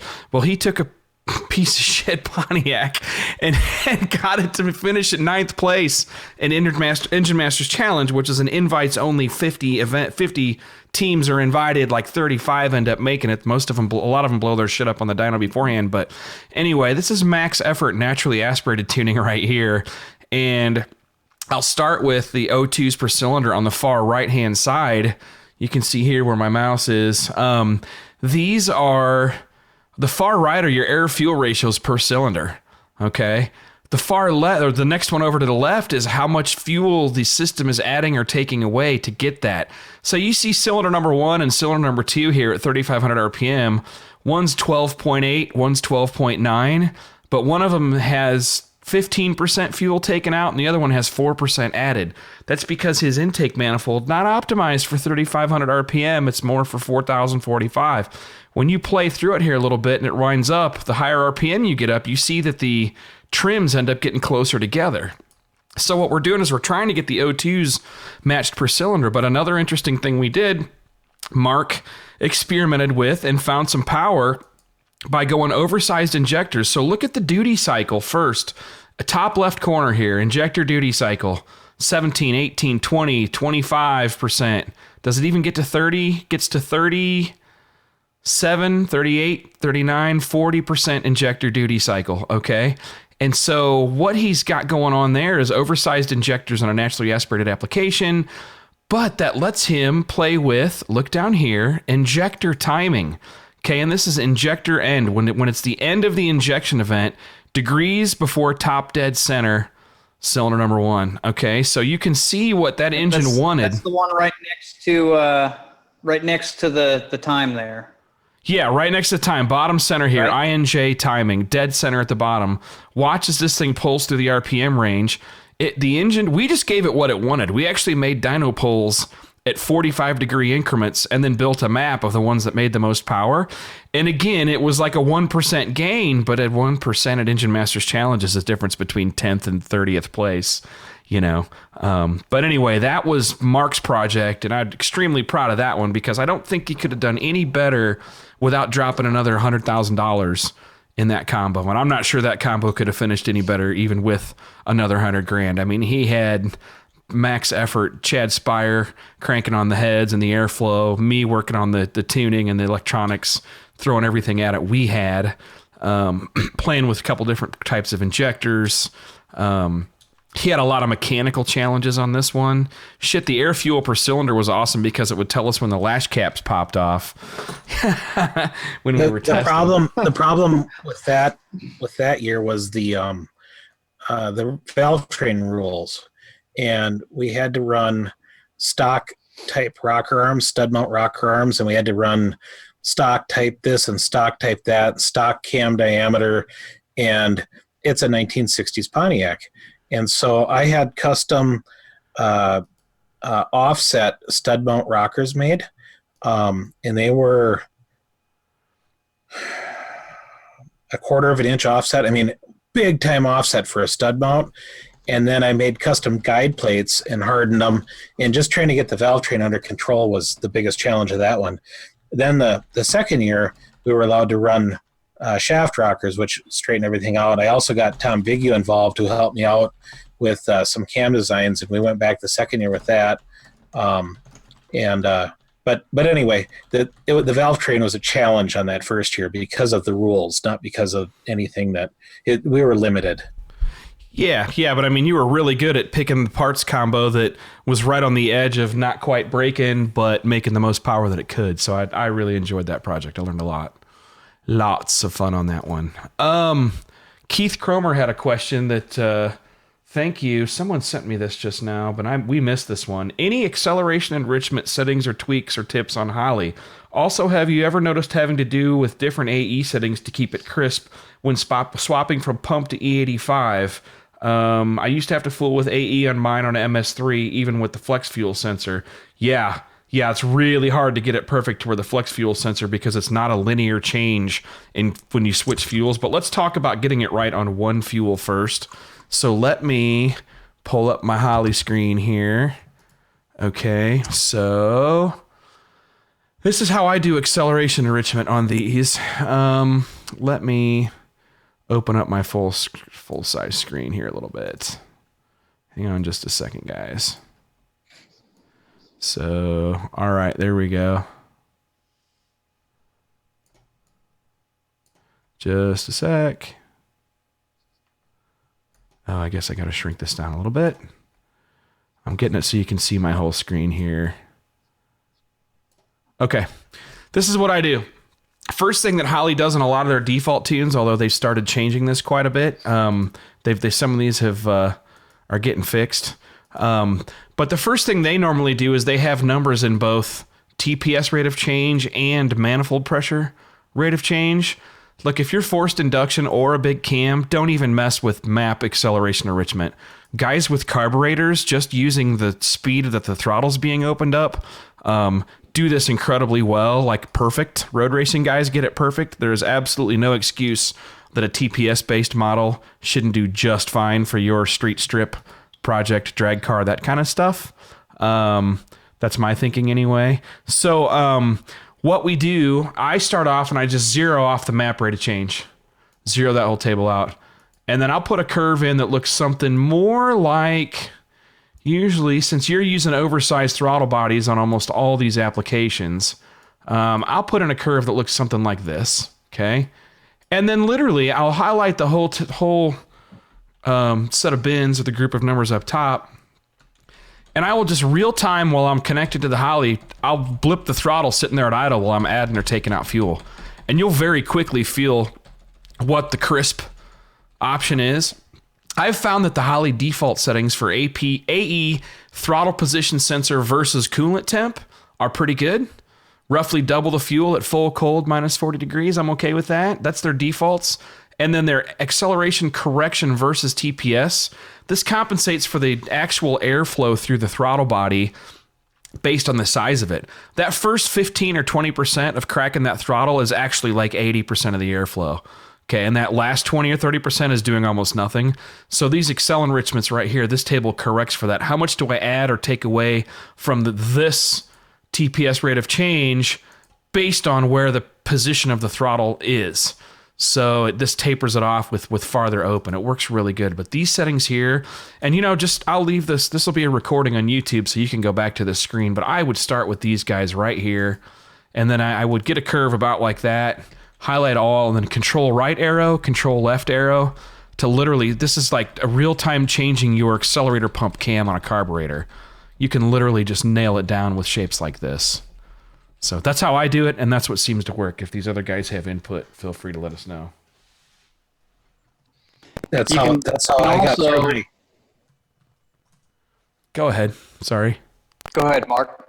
I was going to say that's how I got through one of my first projects. Is I'm like, Scott, I need to put more accelerator pump in it. Which function is that? Because I couldn't find it. And he goes, oh, go under this table. But I could talk in carburetor. I couldn't talk in some of the weird terms they had. So I'd tell Scott what I wanted to do with the carburetor, and he'd say, well, do this. Yeah, and sometimes that really works good. I mean, carb guys make these things run so good. I tell this story about my respect for carburetor guys. When Dahlquist... Hang on, run that by me. Oh, yeah, okay. This is your story. Go ahead. You can gloat on this one for a while. But look at that shit-eating grin he's got on right there. So Mark was a dick and didn't really tell me. Did I know that you were going to do a carburetor test at the same time? I mean, basically we spent 2 days... I told you I was going to bring a carburetor and that you better have your game on, because if the carburetor scored better, we were going to run it. Yeah. And so I went up there and you were really kind of pissy about it. I was, and I spent 2 days getting the EFI running. This is a good lesson for why carburetors are cool. It took us 2 full days, a day of wiring, a day and a half, and then a day of tuning, then maybe a half day of tuning, a half day of troubleshooting, whatever. And everything was cool. I did everything I could, phasing, injector phasing, everything we could. Then Mark's like, everybody take a 15-minute break. I'm going to pop this BLP carburetor on here that Mike Laws had sent him. And other than Mark forgetting that you got to pump the throttle a little bit to get it to start right, which was the hilarious thing, because I had gotten him so used to just hitting the start button and it lights off like a minivan. I'm like, dude, you got to pump it. It's carburetor.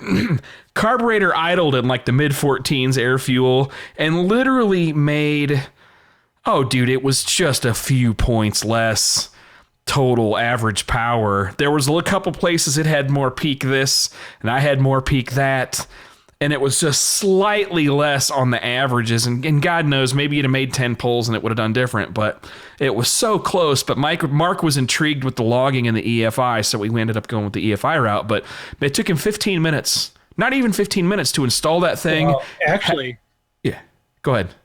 I was going to say that the reason why we went with EFI was because we were doing this in Minnesota at 900 foot or 1100 foot elevation, and we had to bring the thing to Ohio into a different cell. And I started thinking about, I can sit there and work on air bleeds and jets and get it perfect in the dyno cell at Engine Masters, and each time I got to change it, you're talking 5 or 10 minutes, and you've got, I think it was 27 minutes to make it happen. Or Scott can press a button on the laptop. I mean, it was like, that was a no-brainer. Yeah, I mean, it was nice to have, and you had gotten comfortable with it at that point in time. But I'll tell you what, man, I was impressed with that 15-minute install versus the day and a half install on my stuff. I had a lot of respect for Mike and the guys at BLP at that point. If your time is worth money, then that was... Go ahead. I was going to say, I have a similar experience with a friend of mine that did one of those same kind of tests that we did the swap and did the whole thing, and he ended up sticking with the EFI strictly because now he had data logging and he had more control, and he was able to, he put a cam sync in instead of using the distributor, so and put coils on, so now he had more time and control than what he had with the distributor, which was a self-advancing, vacuum advancing distributor. So always good when you can collect more data and have more flexibility. And since we're on the subject of BLP, there are some EFI pumps and some other parts on the way from them to maintain that, what's the word I'm looking for? The perfection they're known for, and bring it over to the EFI world, because even they're starting to see the dying breed of carburetors. And they've got some killer throttle bodies out now too. Yes, they do. So I think I found a question here that if Tom's still around, he'd be the perfect person to answer this, even though we all could probably answer this. I have a 390 LS on C16. Plan on making 12 to 1,300 wheel horsepower. Are 120-pound fuel injectors big enough, or should I up them to 160s? Has a billet wheel 88 Borg Warner turbo. Me personally, I would put in the 160s. I used to do 160s on mine, and that's roughly what I had, and I was about 80% at that point. On 120s, depends on your fuel pressure. If you're running really 120 pounds per hour of fuel injector, the answer is no. You're not going to get there at the wheel horsepower. That injector doesn't physically flow enough to get you there. But you could turn up the pressures, and you could get there.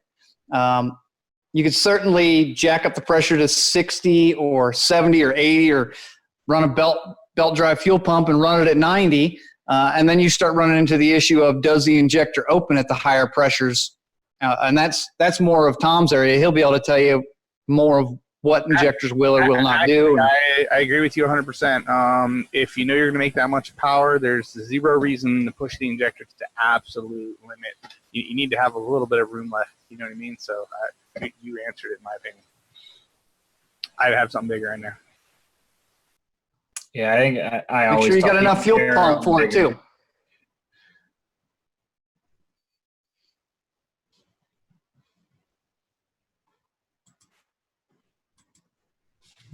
Everyone drink again. Yeah, it just got very, very quiet there. Yeah, I'm looking.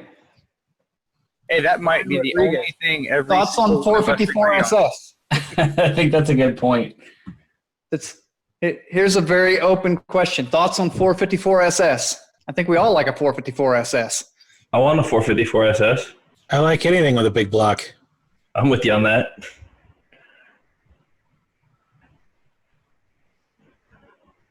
And drink again. I mean, I'm kind of a fan of a 396. Yeah, no, I've done a couple of big block versions of those with turbos that fit under the hood that were awesome. A Ryan Ola in Kansas City built one. It's just badass, and he kept it real streetable. But I mean, it'll clearly, it had to have traction control on it. I mean, it's running, I don't know, mid-9s with ease. But let's see. Okay, Global Media, who you seem to post a lot, buddy. They put you in timeout, but they're going to let you out. Is this weekend's class in Florida available for pay-per-view, or is that only next month in Vegas? That's only going to be Vegas on May 31st weekend, which I'm going to get out there like tomorrow. But this one in Florida this weekend was postponed to April 25th weekend and might get pushed once more again. So, but we are going to do a live stream of the one in Vegas, yes. Who else? Any other questions, guys? You know, if they're coming to the Florida class April 25th, they can come to my race at Orlando Speed World April 24th. Yep, we're going to be up there with Perdido on Friday night for sure. Absolutely. Yeah. Other questions, Bueller? Look at this, man. Lots of listeners still. A lot of people on here. Let's see. Jack Nichols brings up an interesting point. He says those Holley 120-pound injectors are 75 PSI max according to their specs. And that's something you've got to watch, because some injectors, when the pressure comes up, they just won't open. That's it. You cannot raise the pressure any higher. The better injectors, like the stuff that Tom Sewell sells, those you can run, depending on the model, you can run a lot more pressure through them. Tom, you could probably expound on that. Yeah. The Holley 120s are a Chinese injector. They're a low impedance injector. They're kind of a real low end injector. You turn the fuel pressure up. Dead times on them go up drastically as you turn the fuel pressure up, and then again they actually quit working at higher pressures. The newer Bosch stuff that we sell, most of them you can run really, really high pressures on. You know, some of them you can run over 100 pounds of base with no problem. So. 100 pounds of base. That's wild. I got one guy. He's running 200 pounds of base on one of our injectors. So what? Because he can. Yeah. Because he can. Yeah. Well, there's a lot of people. Not recommended, but it has done it. And I'm sure Tom's heard the theory. There's a lot of people, and I circle the theory sometimes, that don't want to go to that dual injector setup because there's that. If the injector dies and I only lose half my injectors on a cylinder, I can toast the motor. If I have one injector in the hole and it doesn't open, that cylinder just shuts off.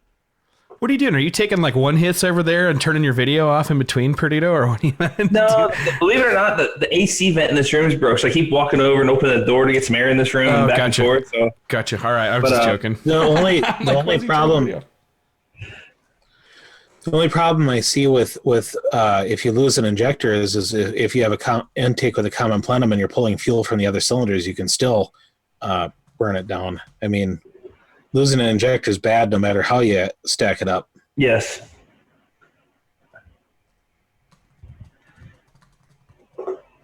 Someone was asking questions about a sensor for a Holley. Did we hit on that? We did not actually. You can find the question, we can answer. I'm going back. Dude, I'm telling you what. Anyone else getting completely screwed up Facebook comments? Like, I have people sending me...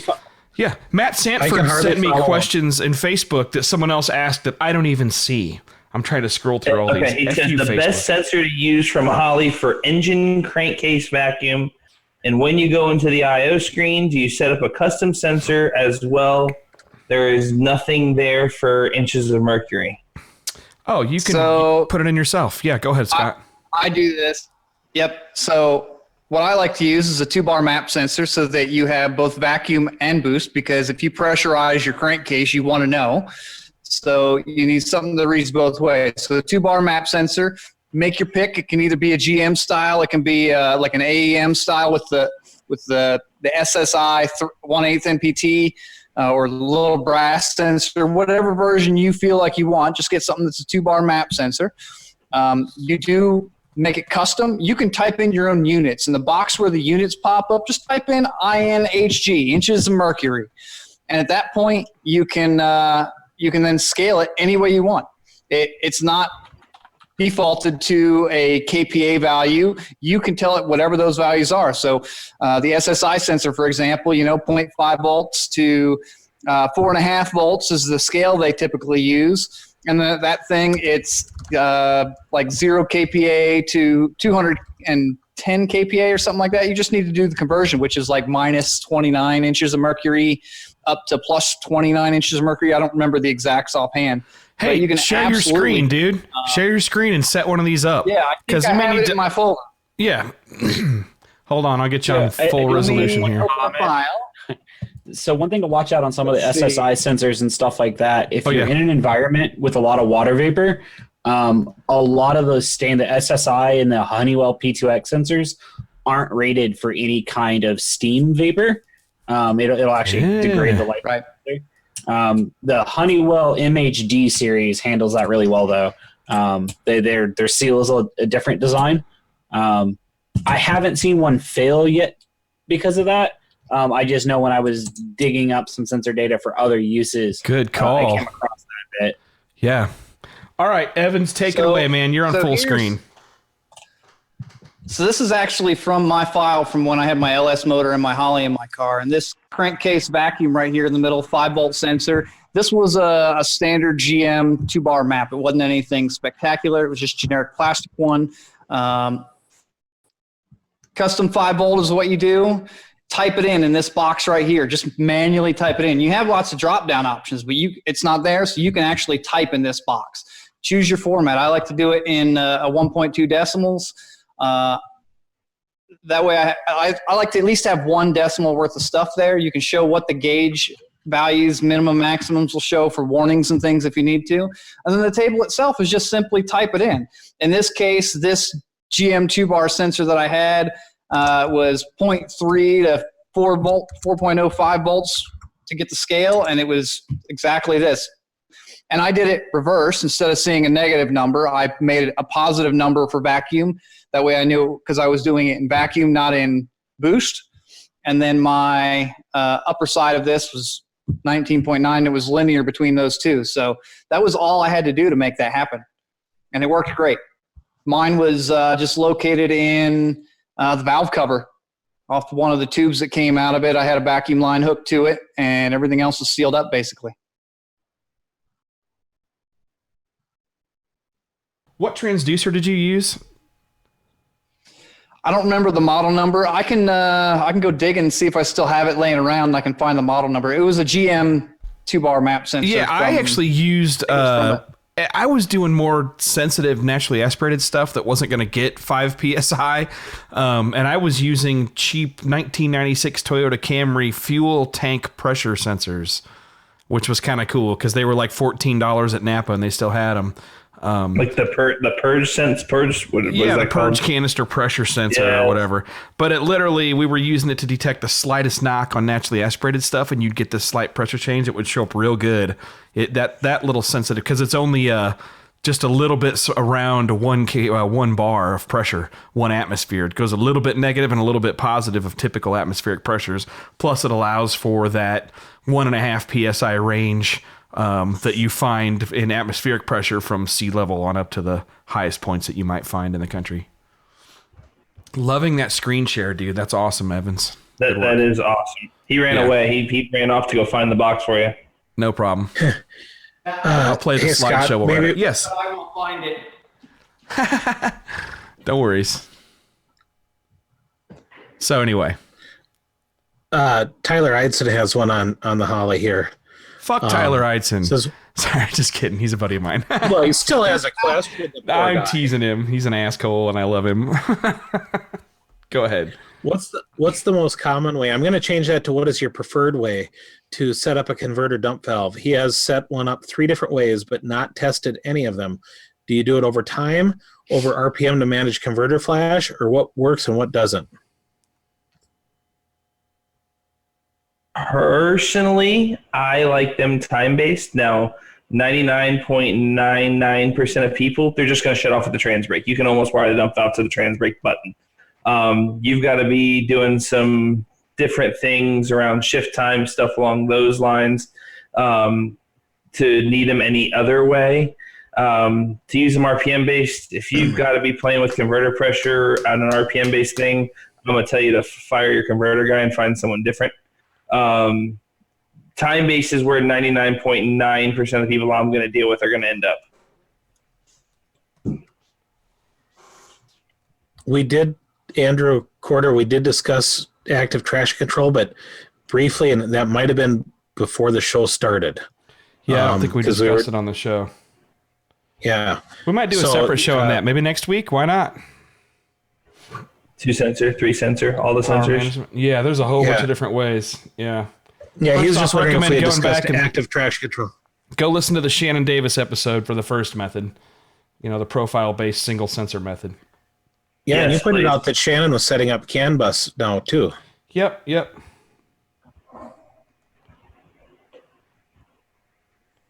Hilarious.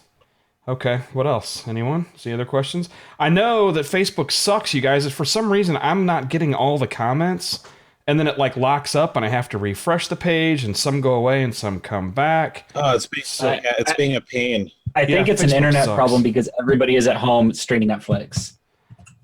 Maybe, but it's weird that the comments. Guys are sending me comments that I do not see, but someone sent me a copy of a screenshot of them. So. What the F, Facebook? But all right, carry on. You could message us personally with questions too if you want.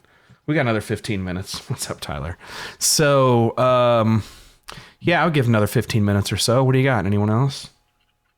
It's not enough time to go into active traction control, but I could do that next time. I kind of like these QAs. These are pretty fun. And I guess if you're one of those people who are into listener count or whatever, that seems to do really well. This will probably get played a lot on podcasts in the morning.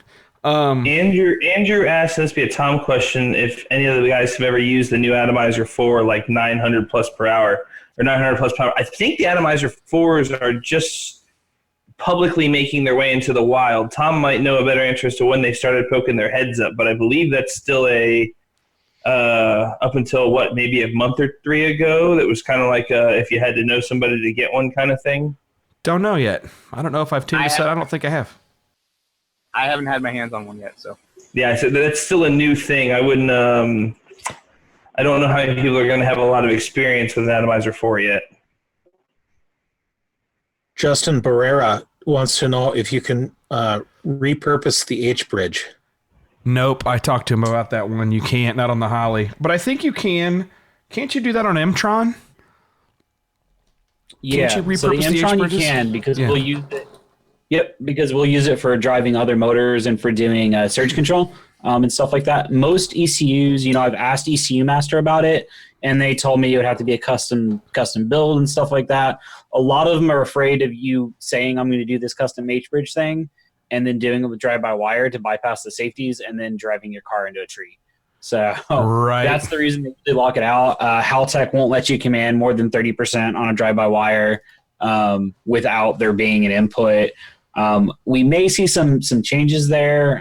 What I've had to do is ECU Masters does, however, make an H-bridge module, and I've had to use that in some cases for functions like this where we're doing like a supercharger bleed off or stuff like that. Got it. Interesting reasoning. That's cool. I didn't realize that. Okay. That's the reasoning that Haltech always gave me. When I asked the ECU Masters guys, they said the same thing, that they would do it, but it would have to be a custom OS and a bunch of stuff like that. So I think I found the sensor. I don't have the exact physical sensor in front of me, but I looked online to try to find which one I use, and I think it was the AC Delco 126-15136. That sounds like the right part number to me. I seem to remember that being the thing, and it looked correct when I look at it online. So, but that's a 2-bar GM map sensor that should do the job for when I do it.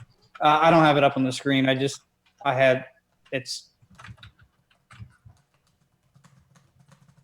Jack Nichols says that none of us look how he imagined. I was just reading that. Our voices on 100+ podcasts. All I can say is face built for radio. This video camera stuff is for the birds. Apparently, they really like seeing us, though. It seems Scott to work. Making me turn my camera on. I know. I had to send this message. Request video. Oh, you're pretty. You're fun to look at. I got my slideshow going here too, but anyway, so. You had a hell of a dump on photos this week. Oh, did you guys check that out? So I did, I have 3,100 photos that I've taken since I started capturing and collecting these things around, 2005-ish. I was tuned in for a couple years before that, but we were always being followed around by Kyle Loftus, the 1320 video guy. And so I just always used his pictures for the first couple years. But then I started taking my own with just a series of cheap-ass point-and-shoot cameras or phones. And it's so funny because I suck at photos, but I'm always like, all right, this is a cool moment. I need to snap a picture. And so I try to just do that. Well, I was backing up my phone pictures. I'm like, man, it's about ripe time for me to lose this Galaxy S10 or get it driven over by a tractor or just some shit. So I better back up the last couple years of photos on it. And I did. And I'm like, oh man, look at this archive I got. I need to just randomly take a couple hundred photos out of this and just dump them to Facebook for people to look at. Because, I mean, how many times do you get to see somebody tune in a 1950 Buick with an original Fireball straight 8 with EFI and coil packs? You know what I mean? I mean, you don't get that often.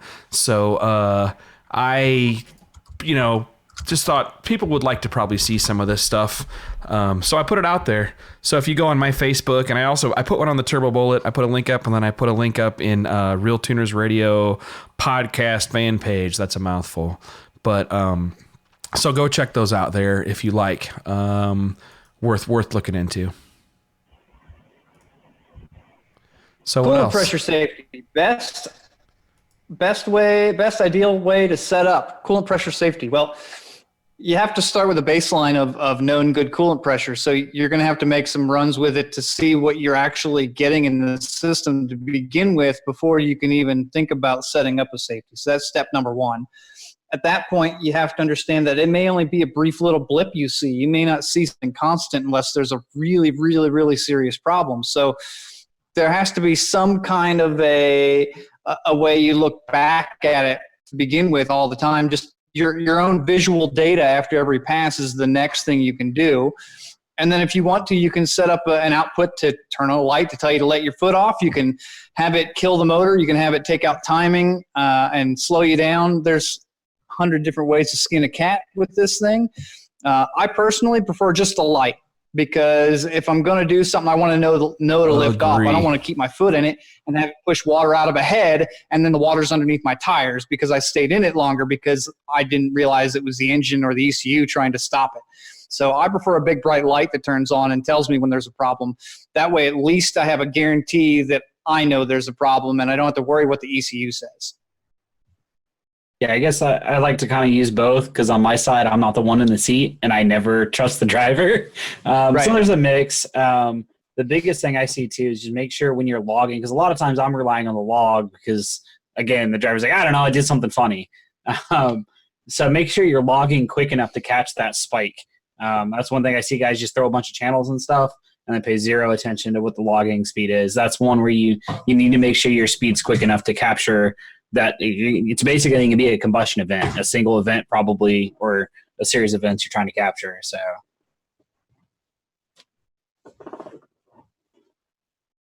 drink again. Time to take a drink. I'm trying to Sorry, I send stepped Tom away for a second. We do have a question here, probably for Scott Clark.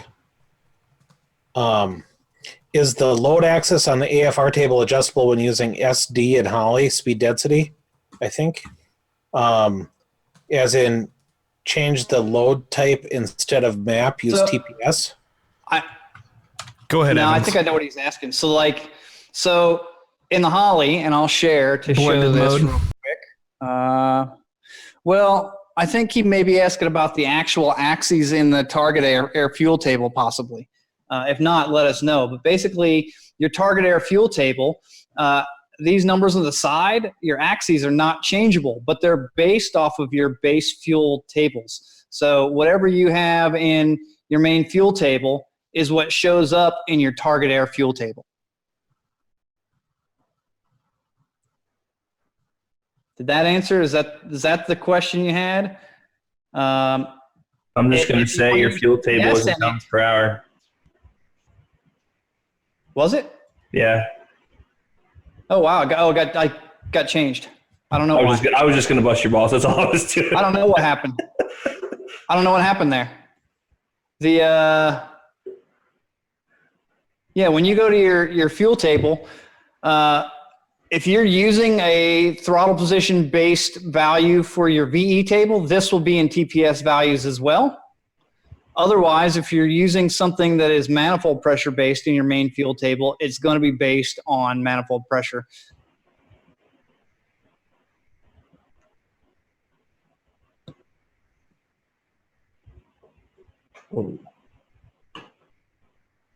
Sorry, I'm sitting here typing away.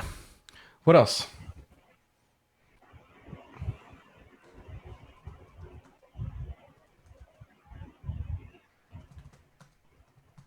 I'm reading.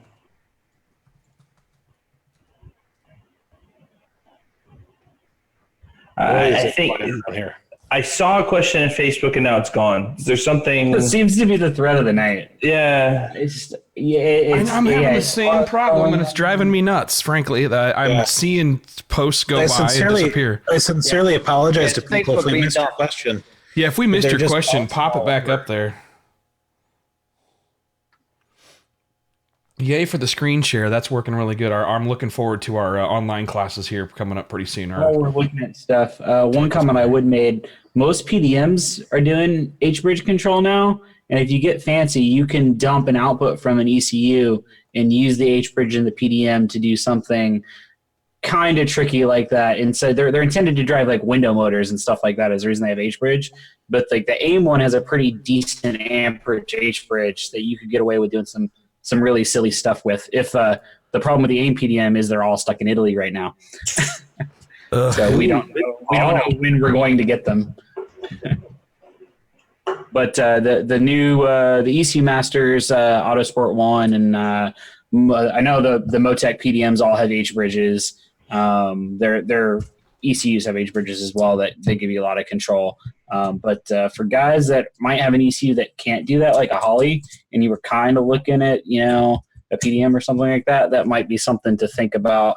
Again, how you can kind of like trick that PDM into doing some stuff other than power. So let's switch gears for a second. what makes Holley attractive as an ECU? Why would why is Inputs Holley per so dollar. popular? Yeah, Inputs per dollar on a Dominator. but they work well. 32-bit hardened ECU that was made by a company who makes hardware for really high-end applications like offshore container ships and stuff like that. A lot of reasons. It's a good piece. It is generally a good piece of hardware. Tech support is not a good one of the reasons. I mean, I was going a direction really with that. Simple. That's the thing, is it's simple for somebody to pick up. That's why. Yeah, I think I was going that's to go the with one. the network of people around you probably that have experience using it too. Or Ding, ding, ding, even ding, on, ding, even ding. on social media, that there's so many people that have at least somewhat of a grasp that can help you over the phone, over the internet, anywhere. I think that's the biggest draw to it at this moment. I think as a selling point, what I'll tell guys, because that's one of the biggest conversations I have about when someone asks why this ECU or what's the best ECU, it's a little bit of all of that. The network's good, because you'll hear people say that about Mega Squirt too, and I won't go too far down that road, but there's some other reasons to move to other stuff. You get an ECU that's pretty reasonable cost with a lot of I/O, that's easy enough to use and has a good support. Has its I/O per dollar is pretty good too, and its software is okay. And then the network is a little bit small. There's guys that can use it, but you can't pick up your phone and call every single other LS guy. And then you can kind of go from there. I think it's a combination of all of that makes it really nice. I guess if we're going to talk about this point, when's the point when you should be looking at something else? And we kind of touched on that. Evans is a good example of that. Of when do you have to be realistic about when you've outgrown the software, or maybe you want to learn something else new. Right. Yeah. Define outgrow. I mean, when you've got guys going 350s in the 8th mile at 225 mile an hour. But that's the thing. It's not everybody's drag racing like they were talking about. No, that's what I was going to say. Yeah. So if you have a drift car or a rally car, it's not the right application for you. You know what I mean? And I will say, we run 2 of our drift cars on Motec, and one of them is on a Holley. And it does work okay, but I guess outgrow not, and I guess that's a good point too, is just because it works doesn't mean it's the right for the application. Yes. I hate to say it that way. Not that saying Holley isn't right, but when you're so a word for outgrow that works really well in this situation is when the ECU doesn't have the features that you require, and something else does. That was my reason for my switch. There were features I wanted that I couldn't get in a different ECU, so I made the choice to move because of those reasons. There were multiple reasons, but that was one of the big deciding factors. I want this feature. These guys don't have it. Those guys do. I'm going to the other ECU. Yeah, I've kind of always thought of the Holley as the value menu McDonald's style of ECU. You go to a menu, you pick what you want. I'll take the number 1 with a medium fry and a Coke, and boom, you're done. You know what I mean? So for most people, it's quick and easy and simple. And not everybody wants that. Sometimes you want a steak with, an appetizer, a salad, a dessert, So I think the place Holley does so well is look at the grassroots guy, the guy that's starting out. He just bought his car. He can go out, he can buy that $1,000 Terminator package, throw it in the car, plug and play harness, the whole deal. Then there's no doubt you can't beat that. There's not a better value anywhere for that. But then when he does outgrow that Terminator, he can literally reach under his dash, grab the harness, unplug it, grab the Dominator, plug it into the exact same harness, and he's back to running now with his expanded I/O and didn't have to change anything else on the car, except obviously adding his I/O. They got that very, very good, the ability to upgrade from that basic setup into something pretty hardcore is real nice. Part of that is annoying because there's guys that really might need to be on something because the Holley doesn't have the features they need. Well, that happens. I see that a lot. Guys like, I want to do this, and this. I'm like, you can't do all that. Well, it says they can do it. Well, I'm like, well, you only get 3 or 4 choices. You got to make 3 or 4. Hey, Justin Barrera just had a question. Sorry that I'm going to shoot down. This is a question. It's more general, but when would you determine to really move over from Alpha N to speed density? Dude, I never run Alpha N. I see so many guys out there talking about, I've got to run Alpha N. Literally, it's like the new buzz term. That shit's been around for like 30 years, and it's not a good way to manage load for any kind of part throttle applications. Unless you're like a full-on drift car, or something. I'm not a fan of Alpha N.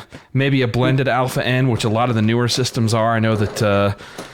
I was talking to James Shower the other night, the Build Tune Race guy, who I like his show. I like his content because he's not product placement guy. Which is hard to find. It's really hard to find live streams that aren't product placement. We should talk about that too. But there's a bunch that are even acting like they're not. Inch, yeah, this my MSD 600 is with 4 nitrous kits. Yeah. That's when you switch to Alpha N, because it doesn't make any vacuum anywhere, and therefore a map sensor is pointless. That's when you switch to Alpha N, when you have no vacuum, no boost. It's strictly throttles open or closed. Thanks. If you're on an ITB car or something like that, M-Tron that does throttle mouse flow, that it's a blended where it kind of blends between the two, that it knows, hey, at these flow values, map isn't really consistent, so we're going to do throttle mouse flow.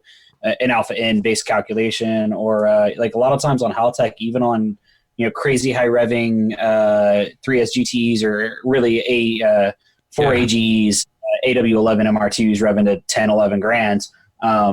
We'll still do a semi blended. We'll use Alpha N for idle and some low throttle stuff, but we still get a solid map sensor. That's a good reading, and we'll do a blended stuff, but running it entirely off Alpha N, if you're having to do it, I would take a look at your control strategy and see if there's a way to get off of Alpha N. And it's not great by itself, or understand that you may be using a hybrid Alpha N, which is okay. Something that's generating an airflow number for the ECU to follow along with, that might be based partly off of the throttle position. Okay, fine, so long as it gets something that gives you load. That also understanding that, and that's that. There's a situation where I like using a blended Alpha N, and it's done me well, and it's I use it on some cars depending on what the cam is doing, but I like using Alpha N at idle, and then only at idle, and just off of idle, transitioning into a VE mode, so that my idle airflow is my fueling there is more consistent, more controlled. I'm not worrying about the bouncing around of the map sensor causing fluctuations that don't make enough difference, but the fueling could be jacked up because of that. Right. So it gives me a way to control that idle fueling better. A lot of ECUs will give you a zero throttle table for your fuel and stuff like that, even if they don't do a full blended, and they'll do that and give you a transition table. That's how Haltech does it. The Pro EFI does an Alpha N with map feedback, and it works. That works good. That one worked awesome to me, like speed density. Yeah, I couldn't believe it, but it does so. Yeah, it works. Yeah. So it's all on which ECU you're doing and applications. Like some of the older M3s, the first 30% of the throttle is actually done through an idle air control valve motor, and then it's ITB, and then Pro EFI runs those cars absolutely beautiful. So it's just all application specific. So Justin, if you're idling around 100 kPa, I'm going to assume that's near atmospheric. There's something else going on. You should be pulling at least a little bit of vacuum. Otherwise, the engine would not be able to accelerate itself. So that was one lazy turd. I've seen a lot of ITBs and stuff like that with a lot of weird setups. Yeah. That they look like they pulled no vacuum at idle, and almost every time it's been a throttle or ITB setup. Yep. That you've got something else going on there. I did ITBs. I did ITBs on an LS3 here just last year or the year before, and everything acted normal. I mean, it was just fine. Wait. That was whose ITB setup was that? Weber? That was a Hilborn. Are you sure it was a Hilborn? Huh. Okay, so it didn't have a plenum underneath it, because some of the new ones now, the later ones have a plenum underneath them. I had the plenum block that joins all 8 together for the map sensor. Sure, that's my go-to move for anything that doesn't have a plenum. Is I'll make my own plenum and run 8 vacuum tubes. Or the other thing you can do on some systems, on Megasquirt had map sampling window. You could sample the map signal only at certain crank degrees, which was cool because you could literally make it work off of one cylinder. But carry on. Yeah, I would say like a lot of the we mess with on guys that'll do S52s and stuff like that, BMW with aftermarket throttle body, stuff like that. We have a lot of issues with those. When we smoke tested one and we sent the guy that designed it a picture, he's like, "Oh, that's normal." And we're like, "Dude, there's smoke pouring out of every single point of these throttle bodies." So yeah, it's not going to pull any vacuum. So there's a lot of weird stuff. Justin, he's saying that's a normal intake manifold on a it looks like a 7-liter, so an LS7, something like that. So yeah, it's You gotta definitely have like a map sensor scaled wrong or something. Yeah, he says a wild cam, but there's something weird going on there. I would pull some more data. They can drop one cylinder at idle and end up being almost nowhere. But if your idle vacuum is the same as your manifold pressure, or I mean, is the same as your atmospheric pressure, then the engine can't physically rev because there's no pressure differential or none to speak of. So if it revved, then it was a little bit lower. Double check. It could have been map averaging, signal averaging, depending on the ECU. I didn't even catch. Was he talking Holley? I don't even remember. I don't remember. Okay, whatever. So anyway. So that takes back to the ECU questions. That's the age-old question that gets asked 8,200 times a day on Facebook. Which one's better? The best? Which one's better? And my Pro Drag package. Thank you. No, it's spend $8,000 for something I can do for $2,200. What are you going to do with the car, and who's going to be your person you're going to lean on? Don't ask Facebook. Ask the people you're going to lean on when it comes time to work on your car. In person. Yeah, because Facebook YouTube guy, turns out he's only tuned cars for like 20 minutes, and he's not going to be able to come help you. So. But his buddy's friend had a Holley Terminator, ran phenomenal in a drift car. Ask him. Yeah. No, yeah, just like man, I'll talk about that one later because I don't know if this guy's listening.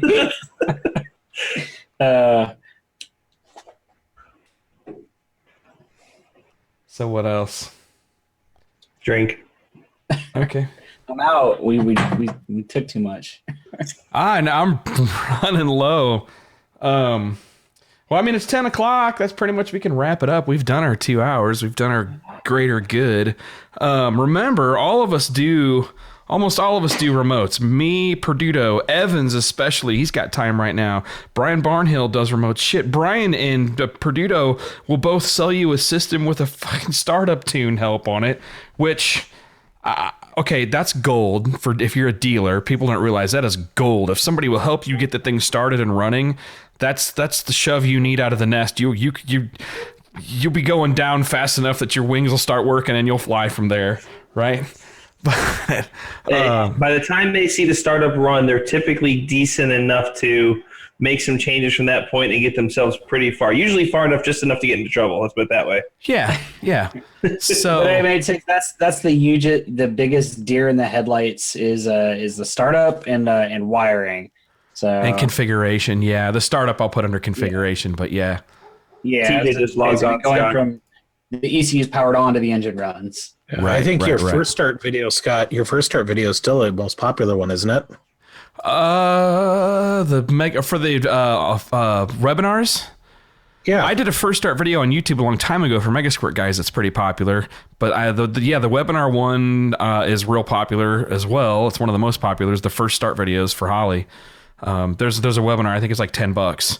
You can watch the webinar and it walks you through getting the thing to start the first time. I know that it is the most commented on and reviewed. Like if you look on the website, a lot of people.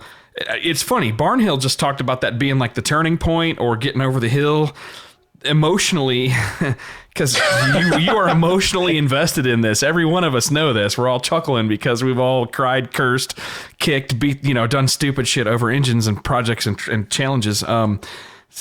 So you get over the emotional hurdle there, but with the first start, a lot of people leave these really good reviews on that particular one.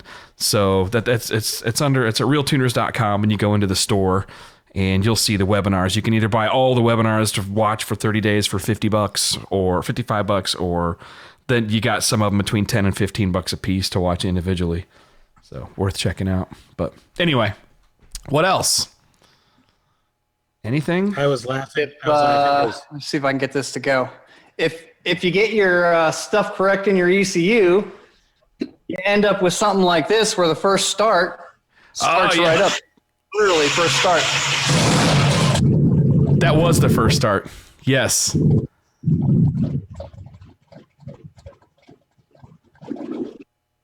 Right? Lovely. So that's the absolute first start.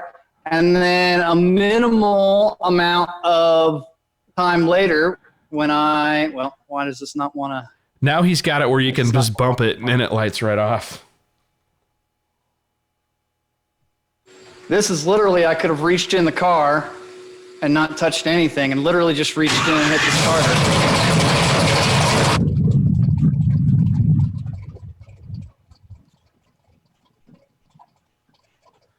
There you go. I feel bad, Scott. TJ just logged on, and we're not going to get to go see him next weekend. Oh, man. I know. We are not happy about that, but we're only going to be 3 weeks later, ideally, if we don't have to push it back one more time. So anyways, all right, well, what else do we got? It's funny, it was really warm here today, like in the 70s, and so like all the bugs are coming out. Hey, yeah. Hey, I gotta say something here because I think Jack Nichols, you said everyone is everyone's a internet tuner now because of the COVID-19, and he said even Dahlquist is considering it, and I said nope, never going to happen. And he said you'll be fine, always gasoline on your hands. I think he thinks that I only do carburetors. No, Mark's a killer good EFI tuner, and he's just really humble and not a dick like the rest of us. Sorry, go ahead. You're one of the best. You did the best cold start tuning and warm-up stuff I've ever seen from anyone, bar none. Carry on.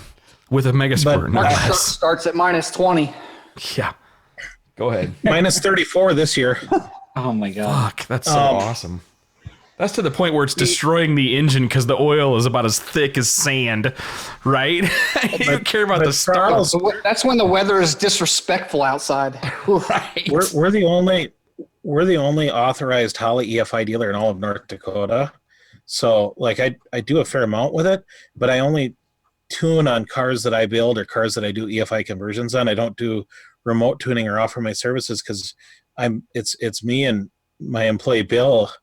And that's it. And I just don't have time to do it all. You're not missing much. No, you're not. You're a lot of swearing. I mean, there's a reason I didn't drink before I started this. Now I'm an alcoholic. Oh, shit.